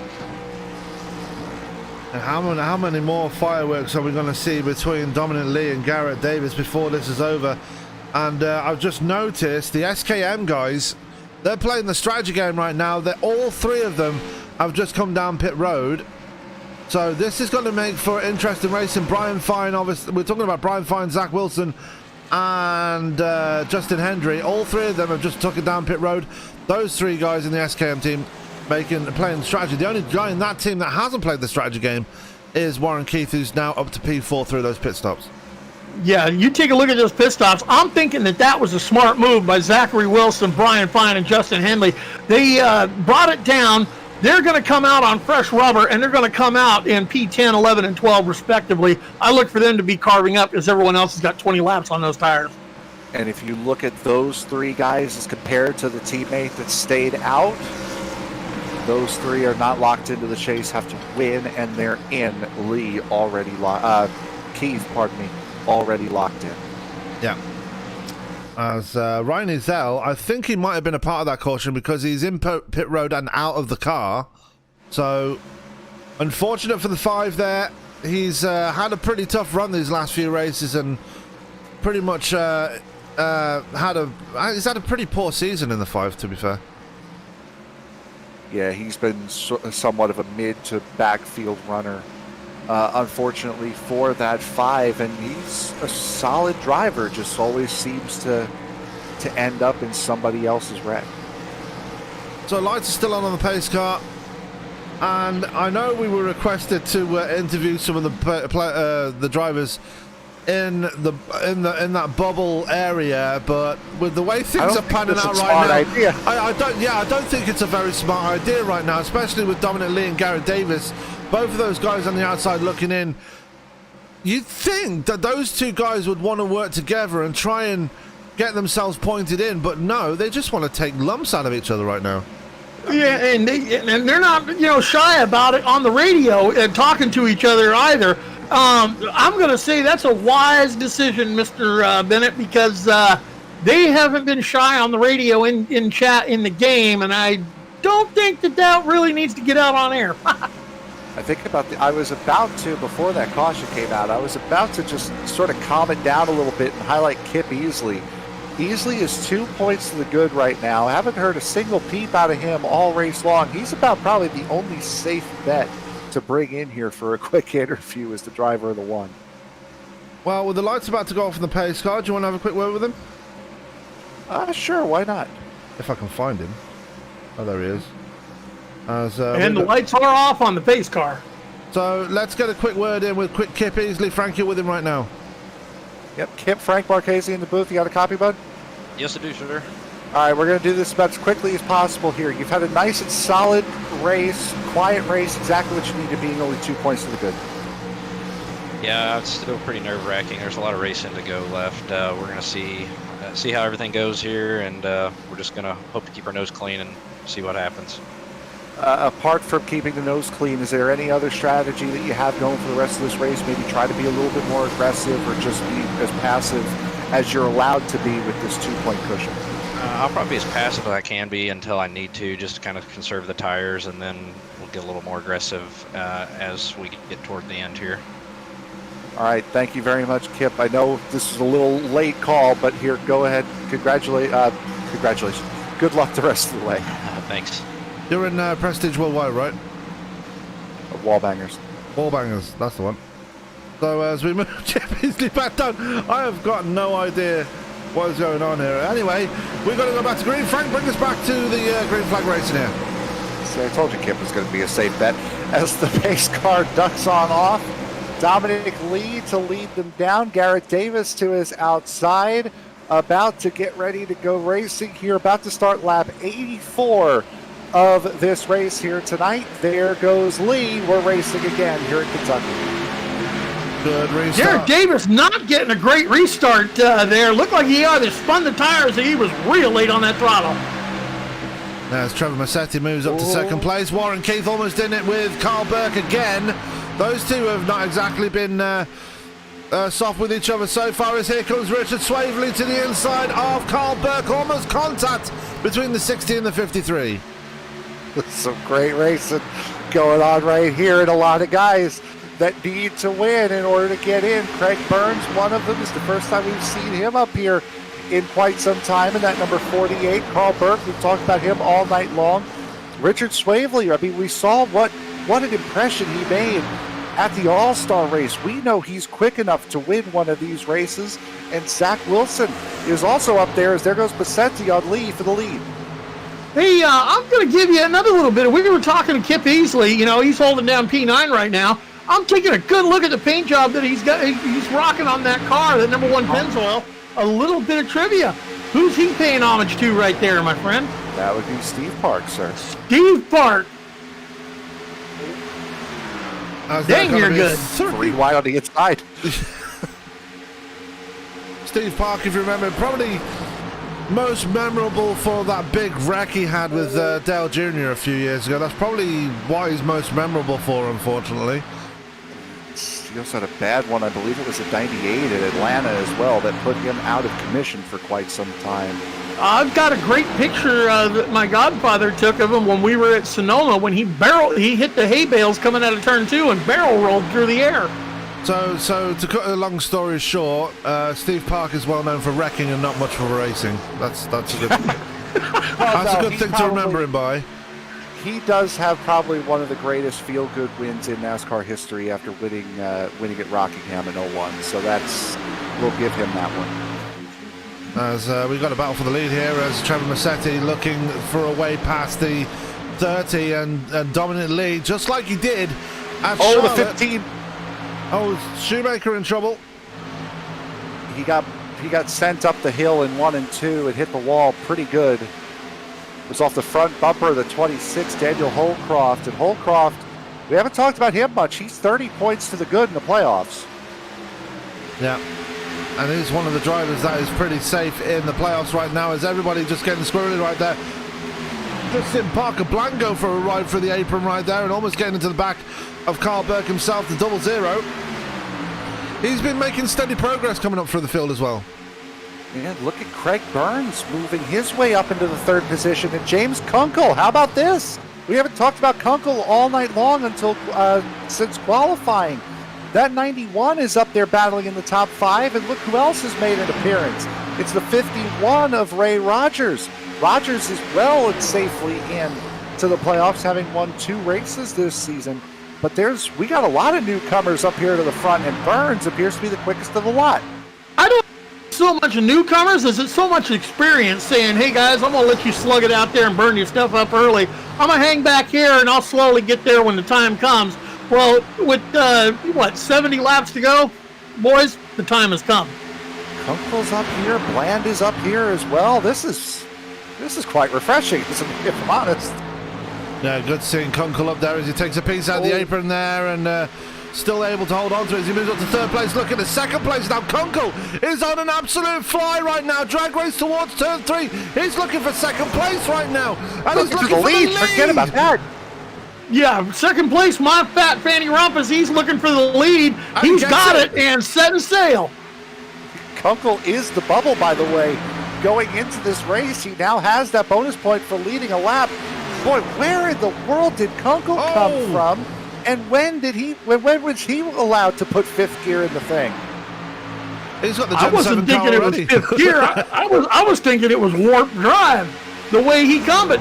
Don't look now, but Ray Rogers is now taking a page out of Kunkel's book and moved it to the point. Parker Bland up to 3rd place as well. We've seen Ray Rogers has been a fixture up front pretty much all season long. But Kunkel, and he hasn't, I can't remember the last time we've seen him really threatening for the lead. And Parker Bland won the race prior to us broadcasting this series back in Indianapolis. He corrected me on that one. He won at Talladega, not in Indianapolis. Talladega, my bad. Pardon me. Yeah, okay. And here's another set of names. We have another name we haven't Bland seen. hard in the wall out of 4. Daniel Holcroft up to the 4th position. Wow, we've got 4 Toyotas occupying the top 4 slots right now. The Toyotas really coming into their own now in this second half of the race. This is a very different dynamic, and the 4 Toyotas actually starting to pull away now at the front. This is a very strange development we're seeing here, guys. All 4 the top 4, all 4 of them pit that last caution. Oh, yes, you're 100% right. Yes, you're right. Kunkel, Bland, and Holcroft. You made mention of that. that, that and the Sega Keith Racing team had come into pit, but you're right, those guys are on fresher tires than everybody else. And they are checking out. Yeah, they're gone. They're about 2 seconds up the road from everybody else. There's almost contact between Craig Burns and Dominic Lead there, coming through 3 and 4. Now, that could have ended in disaster for the 30. Remember, he's trying to get that win to put himself in the playoffs, because he's the last driver. No, he's not the last driver, but he was looking for a win there to try and put himself in. If he gets a decent finish here today, he is going to put himself in anyway, but that might be all for naught if Kunkel can actually get a decent, really good result out of this one tonight. Yeah, Craig Burns is driving like he's on a mission. Oh, no! Wow. Craig Burns has traded paint with 2 different cars in the same corner on the same lap. 3 wide between Burns, Burke, and Davis. And this is getting very chippy right now, as I've just noticed Trevor Massetti still holding on right there. Right behind him is Jason Clark up to P6. Where did he come from? Yeah, Massetti starting to check out. Oh, the Davis in the wall. Garrett Davis at the 42 in the wall, bounces back off it, keeps going. But, I mean, honestly, we've got, 64 laps to go, somewhere in that neighborhood, 60 or 63 laps to go. I can't wait for the playoff races to start, man. This is a precursor. I can't wait for the next 3 weeks. Jason, we're all iRacers here, guys, and we usually wait till, 10, 15 to go on a track like this before we hit the scramble button? These guys did not get the memo. They have got to hammer down right now, and they're driving it like they stole it, and it's like the last 5 laps. Well, you really haven't run on iRacing in a long time, have you, Pirate? Special mention. Special mention going out to Jason Clark here. He's had a terrible start to his MPI Cup career, but finds himself up in P6 right now. Great move, and again, I have to say it's another Toyota making another fantastic run to the front here. The Toyotas, again, as I've mentioned before, looking very, very strong in this second part of the race. Jason Clark is running in P6. He's also... there's only 1 car on older tires in front of him. Trevor Massetti, he's out there 37 laps on those tires. Jason Clark pitted with that the front 4 out there now on that last caution. So I'm looking for Massetti, I'm looking for Burns, and I'm looking for, Austin. I mean, oh my God, there's a whole slew of guys we haven't seen at the front are all up in the top 10. I was just about to say, Byron, you took it right out of my mouth. Add another one to the list. Austin Harger, where in the heck did he come from? We haven't talked about Harger all night. Meanwhile, he's in P13 in points, 4 points behind Kunkel. So the 25 he really needs to have a good showing. And because of pit strategy, he's up here now. As he's trying to put a move on Craig Burns right now to move his way up even further into P6 now. As Massetti brings it to pit road, we've got a nice green flag run going here, so understandable that pit stops are starting as he keeps falling down the timing tower. I can't catch him. There he is. Warren Keith in, Joseph Bahar in. Yep. Here in the 48 is pitting. The 1 is going to be pitting this time, so pit stops are well and truly starting for the guys that did not pit under the caution. Carl Burke coming out of pit road as well. He's got damage on the left rear of his car, so he's had a coming together with somebody somewhere, but I can't really blame him for having a bit of contact there, because he's been in the wars already tonight trying to defend from people behind him. All right, we've seen that these guys can put 40 laps on a full tank if you go fast out here. So we've got, 57 laps to go. We're seeing pit strategies play out. The guys that pit on that last caution with the likes of Ray Rogers, James Kunkel, and Parker Bland, they're going to be able to hold it out there for another 17, 18 laps. I'm thinking they can do it on one more stop where everyone else is going to have to make another stop. And strategy is coming into big-time play here. But we all know the great equalizer can pop his head out at any given time. But Ray Rogers is checked out here, guys. I'm sorry to cut you off there, Rogers Frank. has. No, you're right. Rogers certainly has been flying as Parker Bland gets around James Kunkel. But yeah, we're at the point right now where it doesn't matter which strategy you're on. You got one more stop left in this race. The question is going to be, how are these guys like Rogers and Bland and Kunkel and Holcroft, how far are they going to fall behind the guys who are all pitting right now? Because not only are those guys going to be quick on quicker tires, those guys are the quickest drivers in the race on raw merit and pace alone. So will they be able to get this far in front of those guys again to try to be able to hold off a lead and pull off a spectacular coup? Well, taking a look at Ray Rogers, he's picking him up and putting him down. He's hauling the mail. 29.3 was the last lap. 29.2 for Parker Bland on the last lap, and a 29 flat for James Kunkel on the last lap. Now going back to the guys that had just pit, 29.3 on the lap. They're just getting 29.9. They're caught up in traffic. These guys are turning comparable laps with 25 lap old tires as opposed to the guys who had just pitted. And Trevor Massetti is leading those guys that have just been down pit road. He managed to get out ahead of all of them. And Massetti on fresh tyres is very fast, and he's coming up to the back of Dakota Curtis, who's a couple of laps down. So not going to be much of a problem, as there's Ryan Ezel as well. As now Massetti putting cars in between himself and Carl Burke and Craig Burns. And Burns making a wild move to the outside of the 53. I'm glad you caught that as well. And Ezel bails right out of it. Says, no, I don't want any part of this. Goes right about as low as he could go.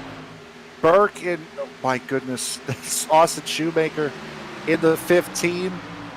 And unfortunately for Burke, he's going to have to slow up for Shoemaker, but the 48 puts it in the wall going into turn one. Well, talk about splitting the difference. They both make it round, as Garrett Brown has also been down pit road, and he is fighting it out with Trevor Massetti right now. As, no, Massetti actually not passing him for position. Garrett Brown has not been down pit road yet. That car looks filthy, by the way. As you would do. Yeah. So, I always think it's a bad idea to have white on your car, but that's just my opinion. Anyway, Parker Bland now is still in second place. Ray Rogers really streaking away now. He's about 2.5 seconds up the road ahead of the 00, as Ray Rogers really now, since the Toyota's gone to the front, really stamping his authority at the front here. Yeah, he certainly is. And Rogers has finally gotten out in that clear. We know what Rogers could do. We've seen him be so dominant. And he doesn't qualify either, which makes this even more impressive. But right now, you're looking, Massetti is the first car not on the lead lap, P17 right now for the driver of the 3. And Rogers coming out of turn 4 right now at the line. Look about a half a track length, maybe a little bit less from Massetti up to Ray Rogers. Yeah, so Massetti trying to make up time that was lost in pit road, but these guys, already, before the pit stops even happened, him and a lot of other drivers lost the times to the Toyota drivers, as they're still running pretty fine right now. Actually, Kunkel running right behind Steve Kerpel, who's a few laps down now. 17 laps down to be precise. As Kunkel is very much my contender for ESBN Driver of the Night at this point. Yeah, and he's on the right strategy, it would appear to be, because he's going to get out well ahead of these guys if we stay green the rest of the way. Just the hope for him is, 1, no caution, and 2, just try to stay out and try to get out to as big a lead as you possibly can. But going now to effective race lead, that 48 is on hyperdrive right now, as Craig Burns is all over the back of the 3 of Massetti. He has left Carl Burke.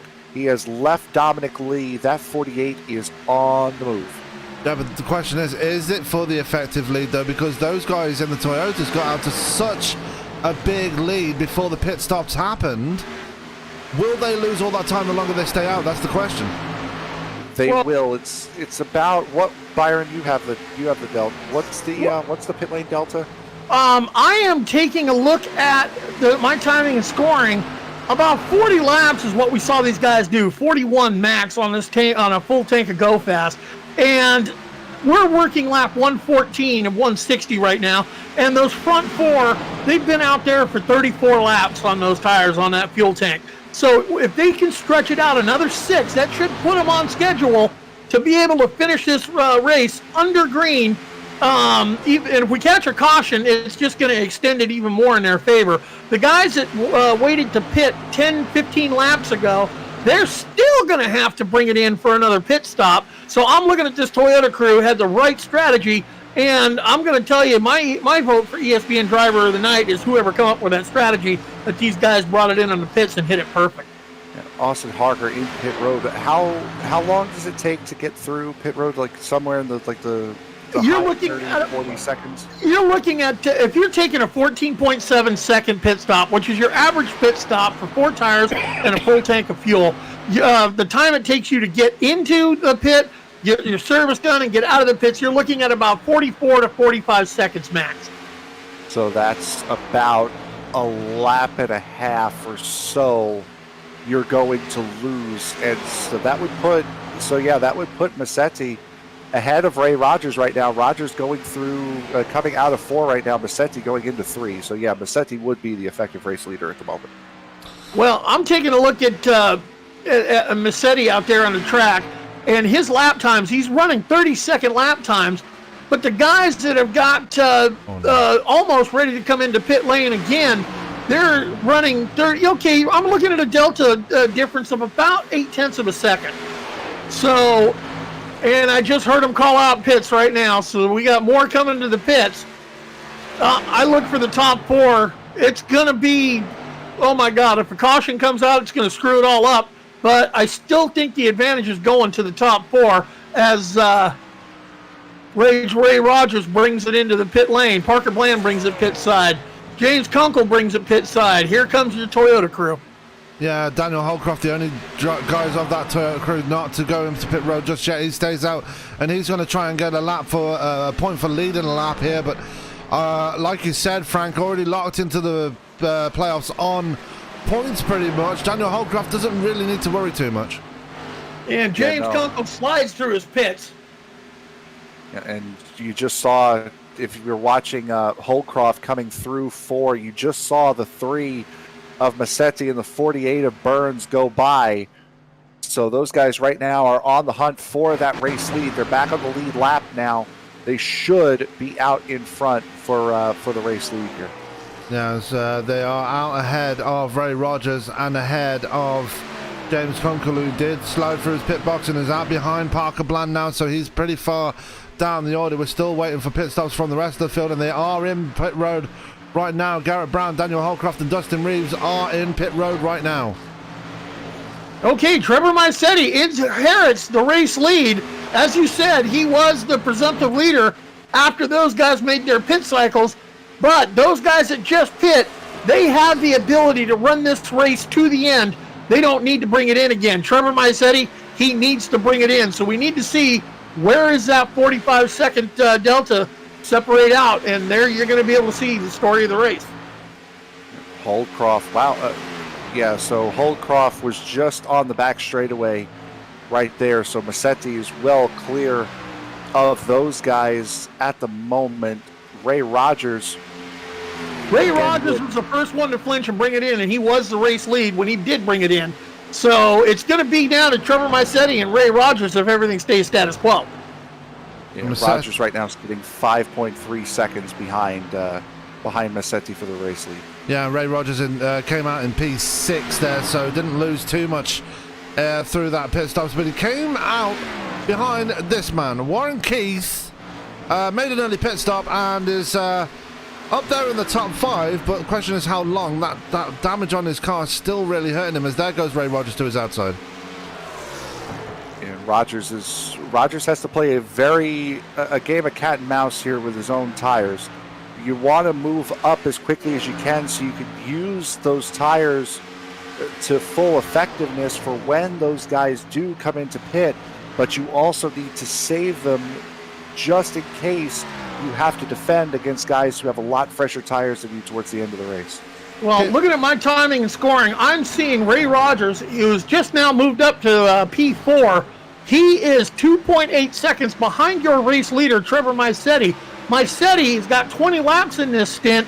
He does not have enough fuel to make it to the end of the race. Well, Ray Rogers does, and Ray Rogers now in P3, and he is just cutting some times down a 2.3 second deficit from the leader. Just want to correct you there. Roy Rogers is something completely different there, Byron. Yes, I know that. I'm hungry and I'm thinking food. Come on. Kip Easley, he said he was going to try and run it clean to the end of the race. He's currently sitting in the last spot in the top 10, just behind Richard Swavely and Joseph Mahar. So Kip Easley doing exactly what he said he wanted to do here, Frank.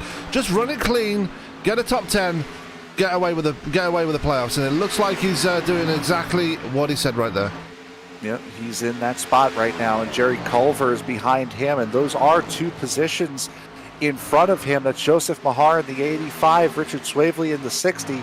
Those are positions for him, and he's got a little bit of a gap back to the 2 of Culver, and we know Garrett Davis is quick. He's behind the 2. Guys, I'm watching the times that Ray Rogers is putting down on this track, and he has cut the lead down to 0.3 of a second behind the leader. Ray Rogers now moves into second place. Trevor Maisetti is the next one on his hit list, and he will take over the overall race lead if he gets around that number 3 car, which he's getting ready to do as we speak. Fresh tyres being the benefactor for the 51 here as they come through 3 and 4. So Ray and Rogers, the number 3 has to take a pit side one more time. Yeah, so Maisetti, he might have got himself back to the front here, might not have worked out in his favour, as there is Parker Bland in a pretty intense battle with Dominic Lee here, and I'm very surprised to see the guys that were battling hard at the start of this race, Garrett Davis, Dominic Lee, Carl Burke, all those guys have really fallen by the wayside now, as we're just seeing Ryan Thomas there, who's 52 laps down, finally making a reappearance on track. Frank, what do you think? Is that experience talking with the guys that we were not talking about at the beginning of the race are now showing their colors at the end of the race? Well, it's also the pit strategy that they're on, and they have to get while the getting's good right now. They have to make these passes and put as much gap in between guys like Maisetti and Burns and Lee and Burke that they can, so they are not fighting them at the end of this race. The last thing that guys on this strategy like Rogers and Bland and Holcroft and Kunkel need right now, the absolute last thing they want to see is a caution flag, because that puts them from a race winning position to now not only are we on even keel, we might be behind the 8 ball a little bit. One person that is not in a winning position right now, unfortunately, after making a mistake in pit road, is James Kunkel. He finds himself all the way down in P16 right now, and in a pretty big battle with Brian Fine and Dylan Hastings. He's got Garrett Davis in front of him, as well as Austin Harger and Jerry Culver. So Kunkel really putting himself behind the 8 ball here, as here comes Brian Fine looking to his inside. They're 4 wide, going for the tri-oval there. That is scary. It's Kentucky. Yeah, just about 4 wide, and Austin Harger in the 25 is on the same tire strategy as the 91. Everyone else is on the same tire strategy as each other. So that 25 and 91 are going to be a little bit quicker. There's 3 of them. Garrett Davis around, and we're going to have a caution here. Sorry to cut you off there, Frank, but a big incident between Garrett Davis and Garrett Brown. The 2 Garretts clashing.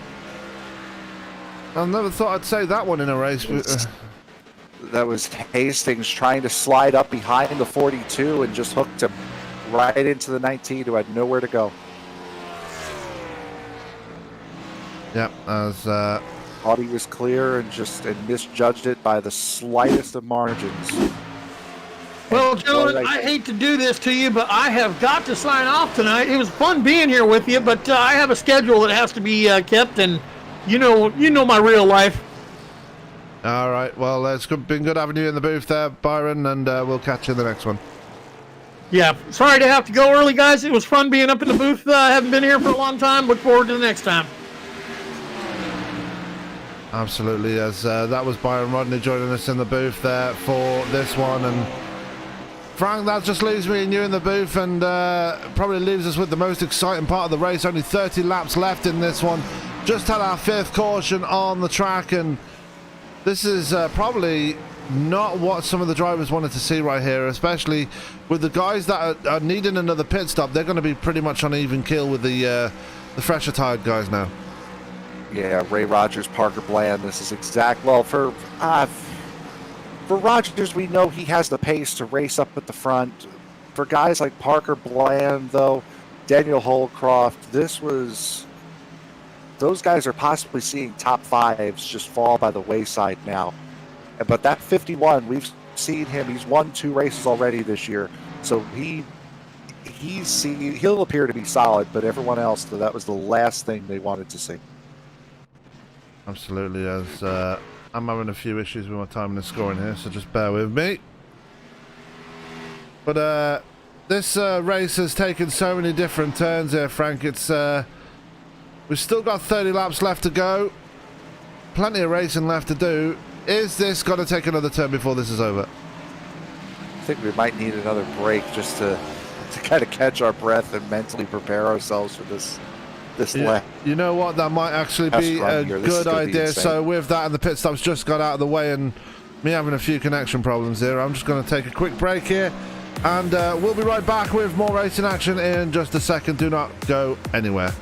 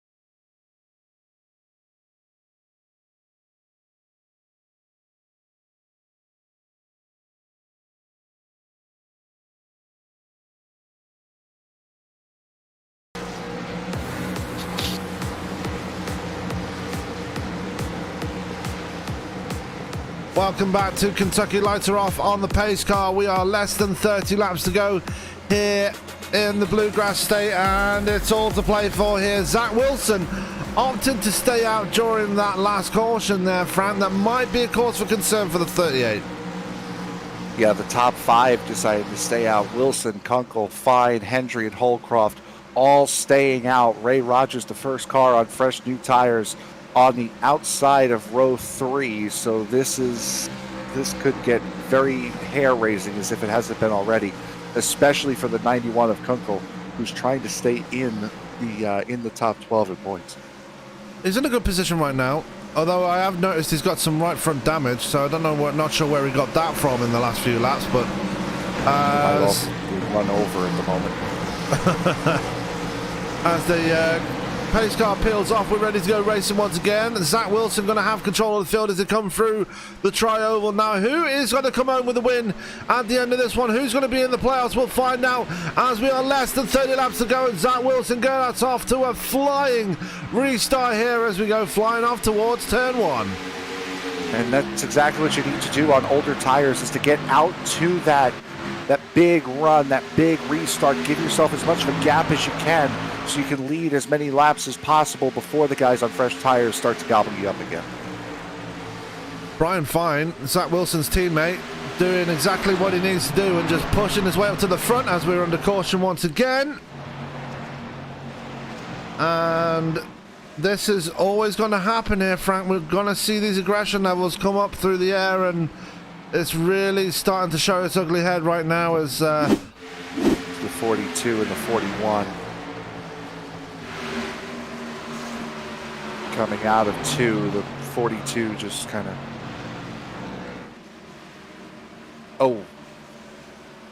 and true like SDK the 41 form, ran the 42 over.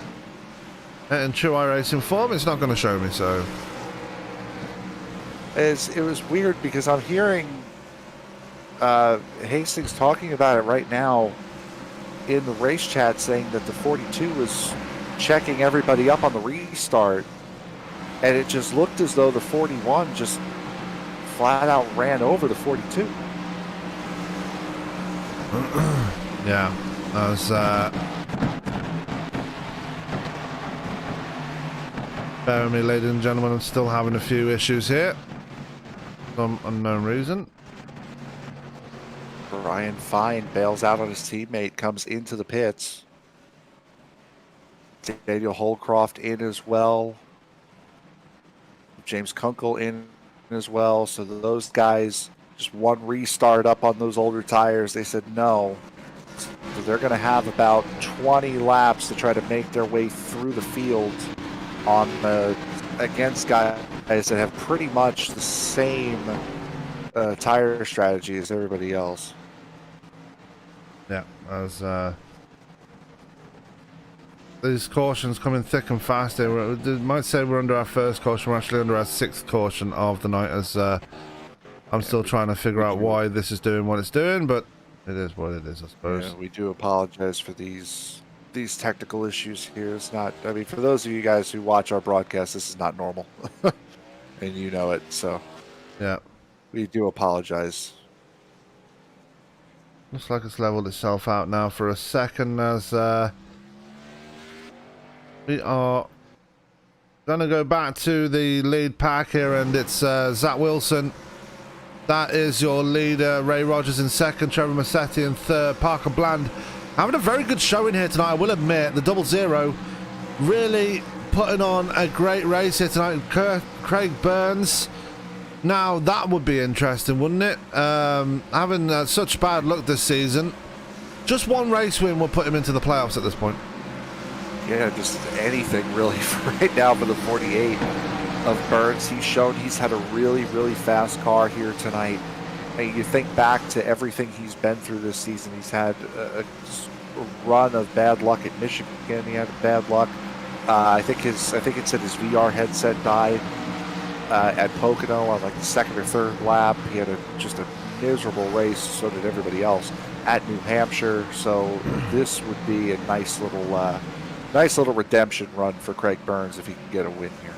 Yeah, it would. And currently sitting P5 right now, still looking strong up there. Another driver still looking strong up there is Dominic Lee. Had a good run early in the race, but fell back the longer the run went on. So I'm guessing he did not have the long run pace in that Mustang.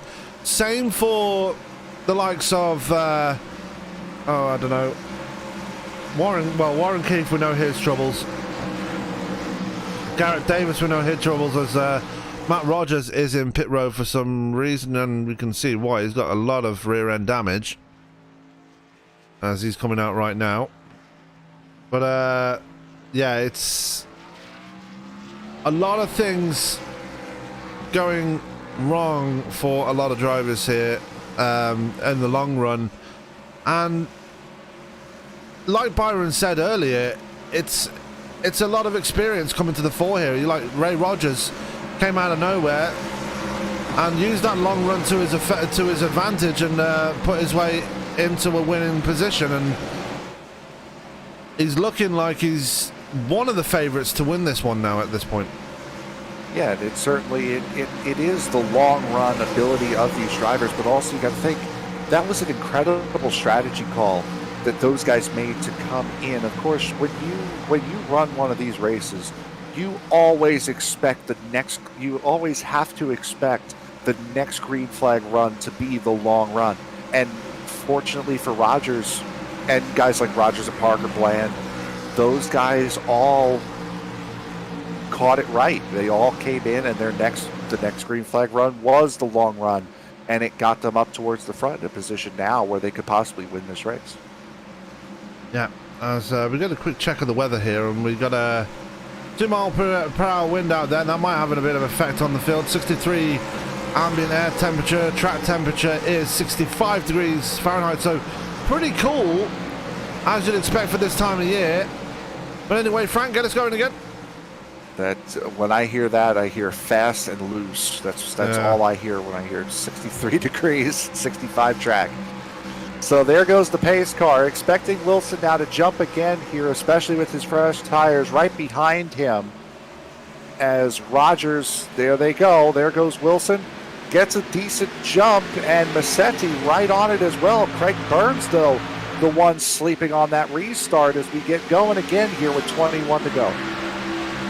Yeah, as Parker Bland is looking to the outside of Ray Rogers as they come out of turn 2, and I'm still having problems here. I do apologize. Rogers and Bland.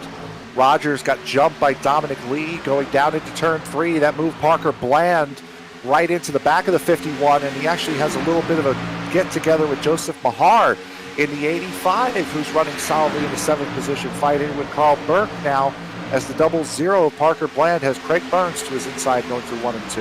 Yeah, if you remember, Joseph Mahar had a decent run last week at Watkins Glen, showing that form again this time around, running comfortably inside the top 10 ahead of Carl Burke.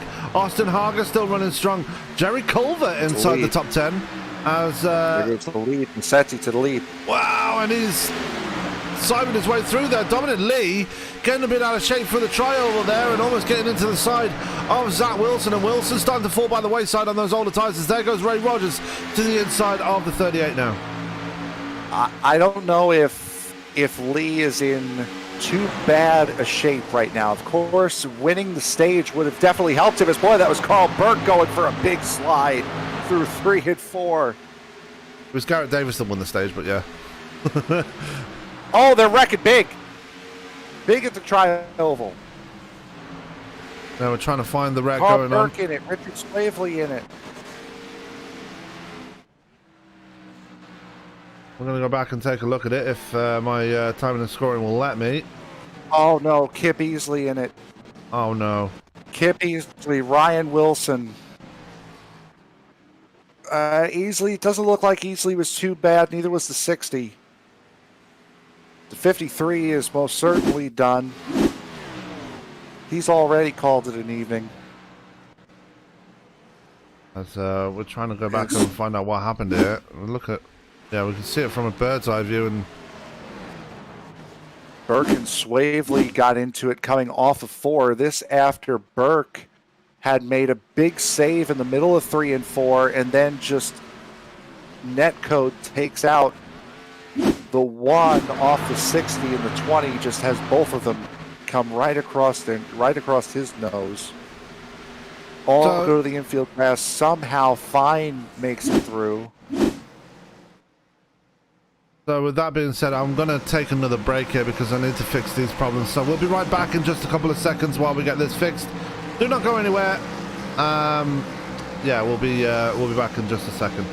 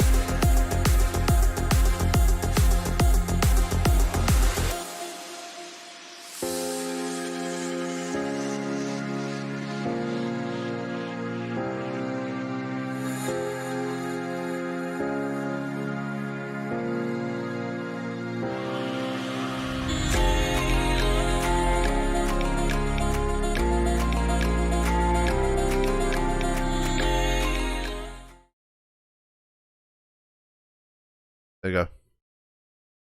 Live. We are back, ladies and gentlemen. We do apologize for the technical issues that we are experiencing here. We'll try to get picture back as soon as possible. We have 10 laps to go. Trevor Massetti currently leading by 0.3 of a second over Dominic Lee as they come out of turn number 2. Ray Rogers on the outside of the 30 trying to make a move as now the 41 goes to the outside, 48, pardon me, goes to the outside of the 51 as they head out of turn number 4. Trevor Massetti leading from Dominic Lee. Rogers and Burns are side by side heading into turn number 1, battling for the 4th position. Parker Bland now sticks it under the 41 and then backs to back off, slides up behind the 81. A big accident coming out of turn number 2. It's the 51 of Ray Rogers. Craig Burns involved. Parker Bland in it as well. And the caution will come out here with 7 laps to go as a big accident. Well, it just looked like Ray Rogers got. Craig Burns just got up to the inside of him, just switched him around there. Parker Bland involved in that as well. Swaverly getting a piece of it too. A lot of big hitters in that one. Daniel Holcroft got a piece of it as well. I believe we do have picture back, yes? Yeah, we do. All right, so again, we do apologize greatly for the technical issues experienced here tonight, and that's something that we can all sympathize with, is technical issues every now and again. Yep, as we are still yet to see who is going to make it into the playoffs here, and Dominic Lee really stamping his name down on that one. He's seeing Dylan Hastings, who's a lap down and mixed upon that, is not had the best of ends to the race, as Massetti, and I will say this now, Massetti is looking very, very good for his first race win of the season right now. Yeah, he certainly is. As you were mentioning, Dylan Hastings, he's getting the lucky dog right now. But yes, Massetti is looking very good. Dominic Lee has been battling so much behind him, and now Lee is going to be on the outside for the start. But just check out this top 5 for a second. Massetti and Lee, of course, we expect those guys to be there. But forget about the top 5. Let's just go through the top 10. Joseph Mahar, P3. Jerry Culver, P4. Brian Fine, P5. Austin Harger, P6. Daniel Holcroft, P7. Jason Clark, P8. Zachary Wilson, P9. James Kunkel, P10. Where are these guys coming from? I have no idea, but this race has had so many ups and downs. Since the drop of the green flag, we've had so many different leaders. Unfortunately, the man that we thought was going to be the favourite to win this one out of this race, Ray Rogers, is on the hauler, it looks like, this late in the race. And it's going to be very, very interesting to see who. We're going to see a first-time race winner here. We've got 4. Everybody in the top 10 has not won a race yet this season. Well, put an asterisk next to that because Lee has won the All-Star race, so he does have a victory. It's not a points-paying victory, so a slight asterisk there. But you're right, and also Massetti is the only one that's locked into the playoffs in this group here. Well, Holcroft as well. Running in P7, but everyone else is in a win and you're in the situation. Maybe not so much Dominic Lee. He was only a few points outside of the playoff bubble. So 18, so a good result here will put him back in. Kunkel is back there in P10. Yeah, Kunkel's in P10, Easley's in P15, and then the biggest hit, Steve Kerpel, is way back in the 30th position after being involved in a wreck just before the stage ended. So you're right, Lee does appear as though he has raced his way in, even without the win. Yeah, and let's not forget, we have other people trying to win their way in. Obviously, anybody from either Joseph Mahar, Jerry Culver, Brian Fine, Austin Harger, who actually is another one that's trying to point his way in. Jason Clark, how special would that be for him? I think this is only, his 3rd or 4th race, and if he gets a win out of this one, he could make his way into the playoffs in such as so early in his MPI Cup racing career. Zach Wilson trying to win his way in. Chris Fail, Justin Hendry, Dustin Reeves, who was in the early incident, the very first caution of the night.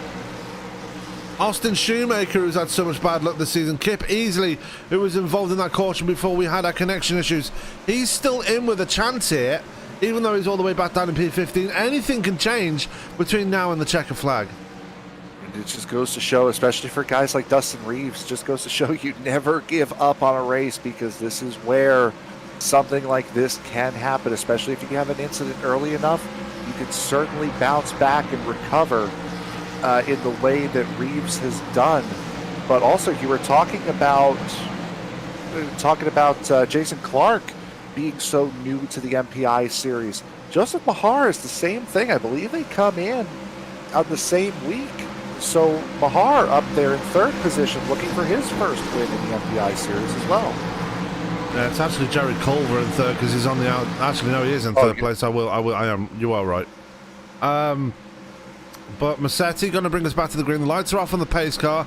We will bring you a proper restart this time around. We have fixed our problems, so we are ready to finish this one off in style. Warren Keith in the chat right now saying, confirming to us that the stream is back, and he says this is not a good point. This is not good points wise, and I got to agree with him on that one. It's not been a good points night, especially for SK. Well, especially for Warren Keith as they come out of turn 4. Backing off the pace car by quite a margin here. This is going to make things interesting on the restart here, as Trevor Massetti now has control of the field once again. We're ready to go racing here as the green flag flies. We're racing once again, flying down towards the line, and Dominic Lee doing what he has to do to make sure he holds on to that second place, jumping down as early as possible as they come flying off into turn 1. Yeah, and that's Lee had a decent start. And Massetti, that's perfectly legal for Massetti to do, is to bring him down slow. As long as he's not making any erratic movements like jamming on the brakes or anything to try to mess anyone up, he was doing just fine. And look at the big dive from Jerry Culver to get it to the third position away from Joseph Mahar. Yeah, and this would be a great result for Culver if he was closer to the playoffs. He needs to get a bit closer to Lee and Massetti if he wants a chance of winning this one with 3 laps to go. Anything is possible, as here comes Brian Fine as well, looking to the inside of Joseph Mahar. Mahar not getting after the best of restarts here to come out of turn 2. 3 laps to go, 2.5 laps to go make it, in fact, as Jerry Culver really closing in on the back of Dominic Lee as they're coming towards turn 3. Cautioned out Holcroft when spinning down the back straightaway. I think he may have gotten a little help, didn't touch the wall. But I could have swore I saw it out of the corner of my eye, and it was Zach Wilson taking and spinning Holcroft going into turn 3. Again, exactly Holcroft just pirouetting, no damage, didn't hit anything. But we're going green-white checkered here, the first of 3 attempts. That we are, as we are now going to be 2 laps to go. And don't worry about it saying only the second caution, because it's not the second caution. This, I believe, is the 8th caution of the night. So yeah, this is Seder 9, yeah. A bit of a difficult one here for the guys out on track, as I'm still suffering from a few connection issues here, but we've got it figured out. I mean, it's not necessarily that it's been a difficult race. It's these guys are racing with something on the line instead of just a race win. If you finish decently here, you're in the points. You're racing for a championship essentially for right now. So we've seen a lot of guys make incredibly aggressive moves all throughout the racetrack. I mean, it's all throughout the race. I mean, go back to the end of the first stage. Week 4 of the season, you wouldn't expect somebody to bump and run somebody for a stage win, but that's exactly what we had happen here tonight. Yeah, let's just give you a reminder of the state of play before we came into tonight. Thomas, Keith, Rogers, Bland and Brown already locked into the playoffs. Curtis and Hastings made it to the stage break, so they are automatically in after stage 1. Massetti already in, 38 points clear of the bubble, so a race win would just be extra bonus points for the driver of the 3. Daniel Holcroft, we just seen him go spinning through the down the backstretch there to bring out this latest caution. He's 30 points in, pretty much safe as well. Kerpel out at this point. He was one of the early guys to fall. Kip Easley was involved in a late incident, but he's still running strong in the field. James Kunkel's still running strong. Austin Harger, you got to think he's got to be the favourite to make it up there now. And Dominic Lee, even though he's 18 points out now, if he finishes where he is, barring a win, you got to think he's pretty safe as well, especially with Kerpel and having such a terrible race here tonight. My assumptions would be, and I'm not going to predict an order here, my assumption would be Harger and Lee in, Kerpel and Kunkel out. I think that's what we're looking at here as far as the point. So that's, if I'm doing my maths right, I believe it's Kerpel and Kunkel out, Harger and Lee in. Yeah, and Easley will make it in just. Yeah, he might be the last one if Lee isn't. As Davis looks like he might be out of it now. He's too far back and he's got too much of a damaged car at this point of the race, as we're almost ready to start the overtime in this race, as the running order pretty much the same as it was during the last restart. The only difference is that Mahar and Culver have pretty much swapped places at this point. Culver up to third, Mahar up to down to fourth. Brian Fine in P5. Austin Harger, watch for him, is in P5, and it's still anybody's game at this point. It is so close right now. Yeah, Brian Fine, he had a very good restart, did fine in the 98, so I'd be looking at him. Possibly he might not get around the top two, but he certainly has a chance to make it into the top three here by the end of this race. So the 98 certainly not out of it. The 38, I believe, has the freshest tires out of any of these guys. He's been moving up. So there are a couple of guys here that can make life interesting for those looking at the podium. But I think 1 and 2, unless they wreck, I think 1 and 2 are pretty secure. The only question is, what order are they going to be in? Yeah. As it looks like we're not going to have a new points leader out of this one either, because Thomas, even though he was an early retirement, he was actually still in the race. He's 52 laps done. He's still on track. We've had Garrett Brown fall by the wayside. We've had Warren Keith fall by the wayside. We've had Parker Bladden fall by the wayside. The points lead is going to be pretty much the same as it was when we came in. It's just the guys further down just got to figure out those last few spots now as the lights are off in the pace car. Yeah, that and all this is going to get reset here. So Thomas, Keith, and Rogers will be on even keel going into Dover. Bland and Brown will be at even keel with whoever wins this race. And it looks like, I mean, it could be Trevor Bassetti, but don't count out Dominic Lee on possibly winning this race. And then pretty much from 6th on back, we're fighting for seeding at this point. So Frank, for the final time, hopefully, bring us back to green. Pace car ducking off, coming out of turn 4. Trevor Massetti will get a little bit of an early jump. There he goes. That opens the door for Lee to come back down again in front of Jerry Culver. Green, white, checkered. We're on it again.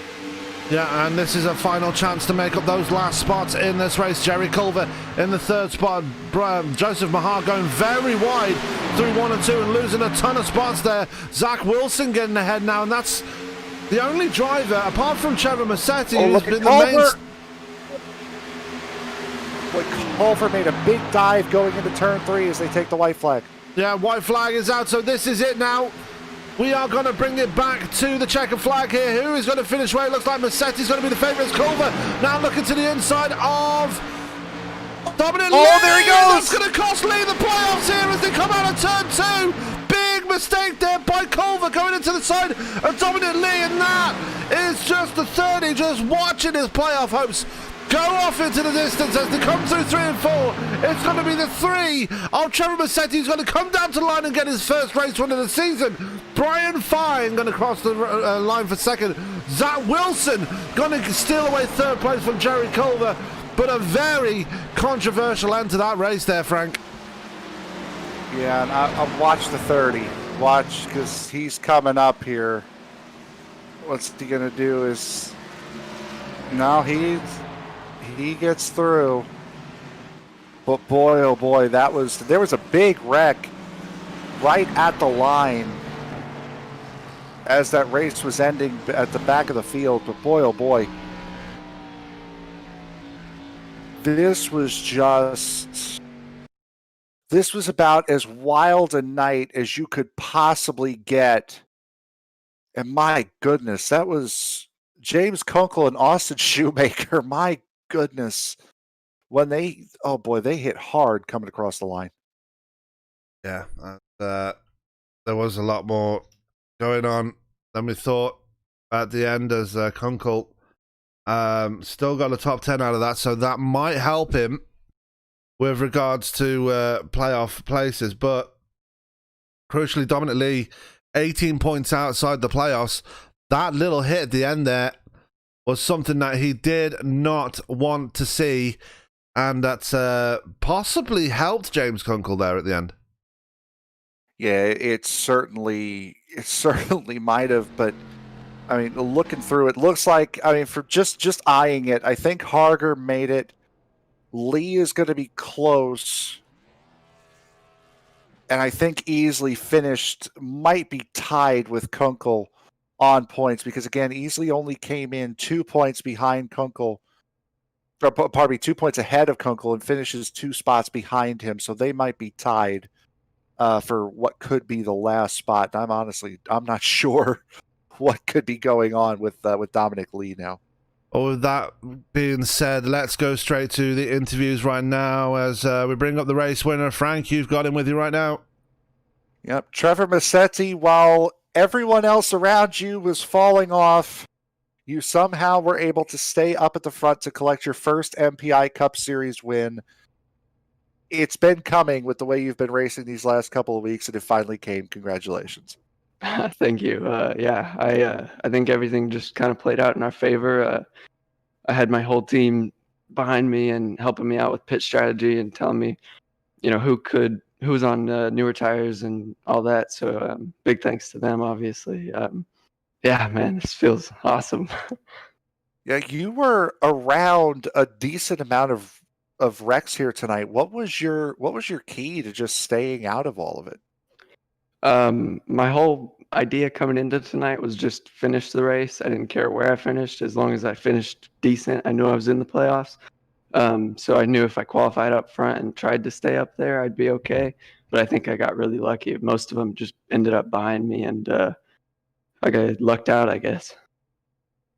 So you go into Dover now. You are in the playoffs. You're going to be level with Garrett Brown and Parker Bland going in instead of being a couple of points behind them. What does this win do for your mentality going into Dover next week? It definitely changes it. Being that high up in points, I was expecting to be a lot lower, obviously. And I think that in between studying for finals, I'm going to be turning a lot of laps at Dover this week. Well, anyone you want to give a shout out to before we let you go and celebrate? Yeah, I want to thank Wallbangers, Lucky Dog, all those guys for, again, keeping me sane through this whole race, because that was a big help. And Jerry, he finished third, I believe. That was awesome. Or fourth, my bad. And Craig and Steve, they got unlucky, so it sucks for them. But they'll come back next season strong. I'm sure they will. Your race winner tonight, Trevor Massetti, congratulations, and good luck on your finals. Thank you. So that was the race winner, Trevor Massetti, joining me in the booth now. Joining Frank in the booth now. Joining myself is the man that finished second, Brian Fine. Brian, very brave run near the end there. A lot of bumping and banging, but you come away with the second place. Got to be happy with that finish. Oh yeah, most definitely. Super happy with it. Tonight, tried to give it 110% all we got. Just come up short, but really proud of this run tonight. Yeah, and your team very much playing the strategy game here tonight, making the early pit stops through the green flag runs that we did get here tonight. Were you just focused on making sure that you had the best strategy coming into this final part of the race? Oh yeah, most definitely. You know, trying to one up the competition. I'll say one thing right now. My teammate Zach had it straight to the tee. I mean, and he was coming in a heartbeat. We just fell short, but I mean, we gave it our all. Yeah, and it was a strong showing at the end for SKM, Sega Keith Racing. It's been a strong season for yourself. Obviously, some of the results not going your way, missing a couple of races as well. Obviously, not going to make it to the playoffs this time around, but still, this second place going to give you a lot of confidence after this, going into next week. Oh yeah, it's going to give a boost of confidence. The momentum just keeps getting bigger and bigger and bigger. And, you know, having these great teammates at SKM, you know, backing me up and supporting me all the way, you know, it's just building more momentum towards the end to at least get a win. Yeah, and with an eye on the playoffs, so you're going to be there to. I'm going to assume you're going to be there to support Warren through his playoff endeavors, regardless of your own result there. Yep, got to support the man somehow, but you always got to be the spoiler. Absolutely. Well, speaking of Dover, always a very difficult track, very technical for its size and its speed. What are your thoughts going into that one? Well, I mean, it's going to be slick. It's going to be hot. We'll just give it a whirl and let's get after it. All right. And before I let you go, anyone you want to give a shout out to? Big shout out to my teammates here at SKM. Big shout out to Warren, Discount Tire, you know, all the great sponsors that we got and everything like that. So it's been a heck of a run. All right, Brian Fine in the number 98 Ford coming home in second place. Congratulations, sir, and we'll catch you next week when we head to Delaware. Thanks, guys. That was the second place driver, Brian Fine, and now we are going to speak to his teammate, Zach Wilson. And Frank, I believe you have him with you there right now. I do, Zach Wilson. You had a fantastic race. You started, I believe it was 7th or 8th. On that final restart. What was the key to getting up there? Well, I really saved my tires. That last set, I was the last person I believe to take a fresh set of tires. Was really hoping for maybe a second green light checker there to allow me to get a run at Trevor, but he ran a heck of a race to get the win tonight. But can't complain bringing home a third. Now, you and your teammate Brian Fine have run very good races over the course of the season. A little disappointing seeing with how good you guys have ran this year, but just unfortunately not making it into the playoffs. Yeah, joining halfway through the season and really missing out on those first points paying races really hurt us. Then we've had some bad luck here and there that doesn't necessarily equate the finishes that we deserved in certain races. So we've run up front a lot, led some laps, and we're always a threat to run well. So you guys certainly have been all season long. Going into Dover, you have a chance to, well, one, help Warren Keith try to get a race win to lock himself into the next race, but you also have a pretty good chance to play spoiler. What are your thoughts going into Dover next week? Yeah, I want to do nothing more than spoil that party and get up here and get my first win. These podium finishes, second and third, that I come talking to y'all are nowhere near as fun as from Victory Lane. So hopefully we can maybe spoil one here, or Indy or Phoenix, and throw a wrench into things. Well, we're all excited and hoping that you can do it as well. Anyone you want to give a shout out to before we let you go? Yeah, big shout out to this 38 Sega Keith Motorsports team and my teammates Brian, Justin, and Warren. Can't appreciate them enough. Also, this Back the Blue scheme really means a lot to me. So thank you to all the officers out there, the guys who I work with day in and day out, and those who I don't even know. So appreciate all that they do. And we do as well. So your third place finisher, Zachary Wilson, bud, congratulations. Thank you, guys. So that was Zachary Wilson joining us in the booth, and yeah, we've had it all here today, Frank. Technical issues, cautions, hard racing, pretty much everything you'd expect from a season finale here. Yeah, we've had all you could handle and more. Unfortunately, we've been looking, well, I've been looking at least, through this Discord here to try to see what we got as far as points goes, and unfortunately have not had an update yet on who has made it and who hasn't. So we'll keep an eye out, and if something comes out prior to the time we sign off, we'll let you know. Absolutely, but big news of the day. Trevor Massetti picking up his first race win of the season, which guarantees that he will make it into the playoffs as a race winner at the end of this one, and it's going to be a long time coming for that young gentleman as he looks to press on and try and make his way. I got it. What, you got the points? Yep, they are up. Okay. So what are we saying? So this is, as far as the guys who made it, Holcroft is in, Harger is in, Kip Easley is in, Kunkel is in, Rogers is in, and Kerpel is just barely in. Dominic Lee, if these are the right points that I'm looking at, and I'm pretty sure they are, Dominic Lee is going to miss out by 1 point. Oh, wow. So 1 point, all the difference. Yeah, obviously Garrett Davis and Harger are out as well. Am I reading that right? It's showing Harger at P8 for me, so I'm hoping that this is the right standings, and I'm hoping that that I just haven't made myself look like a fool, but it does say after Kentucky, so. Well, we'll get it figured out, and we'll have the playoff drivers for you next week. Your final 16 in the running for the championship, starting next week with the round of 16. But for now, let's go to the results of the race as they finished tonight, with Trevor Massetti bringing home the race win that he's been looking for all season, finally getting it on the top step of the podium, just getting off ahead of Brian Fine and Zach Wilson, both Sega Keith Motorsport drivers finishing on the podium. Jerry Culver will come home in a fantastic P4 for himself, as the Wallbangers team having a good result here tonight. Joseph Mahar in P5, Austin Harger P6, 7th going to Dominic Lee after a bit of a controversial incident between himself and Culver, putting potentially Dominic Lee out of the playoffs after tonight. Jason Clark, career best 8th place.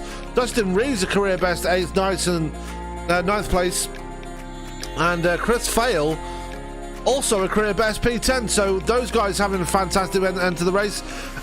James Kunkel in P11, 12th going to Austin Shoemaker, 13th going to Kip Easley, 14th going to Daniel Holcroft, and rounding out your top 15 in the end there was Garrett Brown, already pointed into the playoffs, Frank.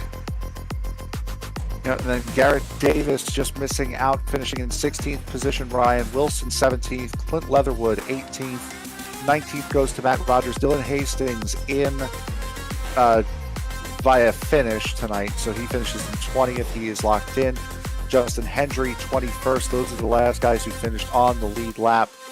Dakota Curtis in by making it through the first stage, finishes 4 laps down in 22nd. Ryan Izell 8 laps down in 23rd. Craig Burns and Ray Rogers finishing 12 laps down in 24th and 25th. Parker Bland and Richard Swavely 13 laps down in 26th and 27th. 18 laps down in 28th. Steve Kerpel, Warren Keith 20 laps down in 29th. Carl Burke 23 laps down in 30th, and Ryan Thomas 52 laps down and last on the field. So that is going to do it for us here tonight here on ESBN. Another exciting race for everybody out there watching. We do apologize again for the technical issues, but we got it all figured out and brought you another fantastic race end here. But that is going to do it for us for the next few days, actually. The next broadcast we will bring to you will be on Wednesday. I believe you can catch Jonathan Leach and Tony Trapasso in the booth for that one. But for us, we will not be back until next Sunday for the next MPI Cup Series race as we start the playoffs for the championship, and we also have the next round of the Chris Cup with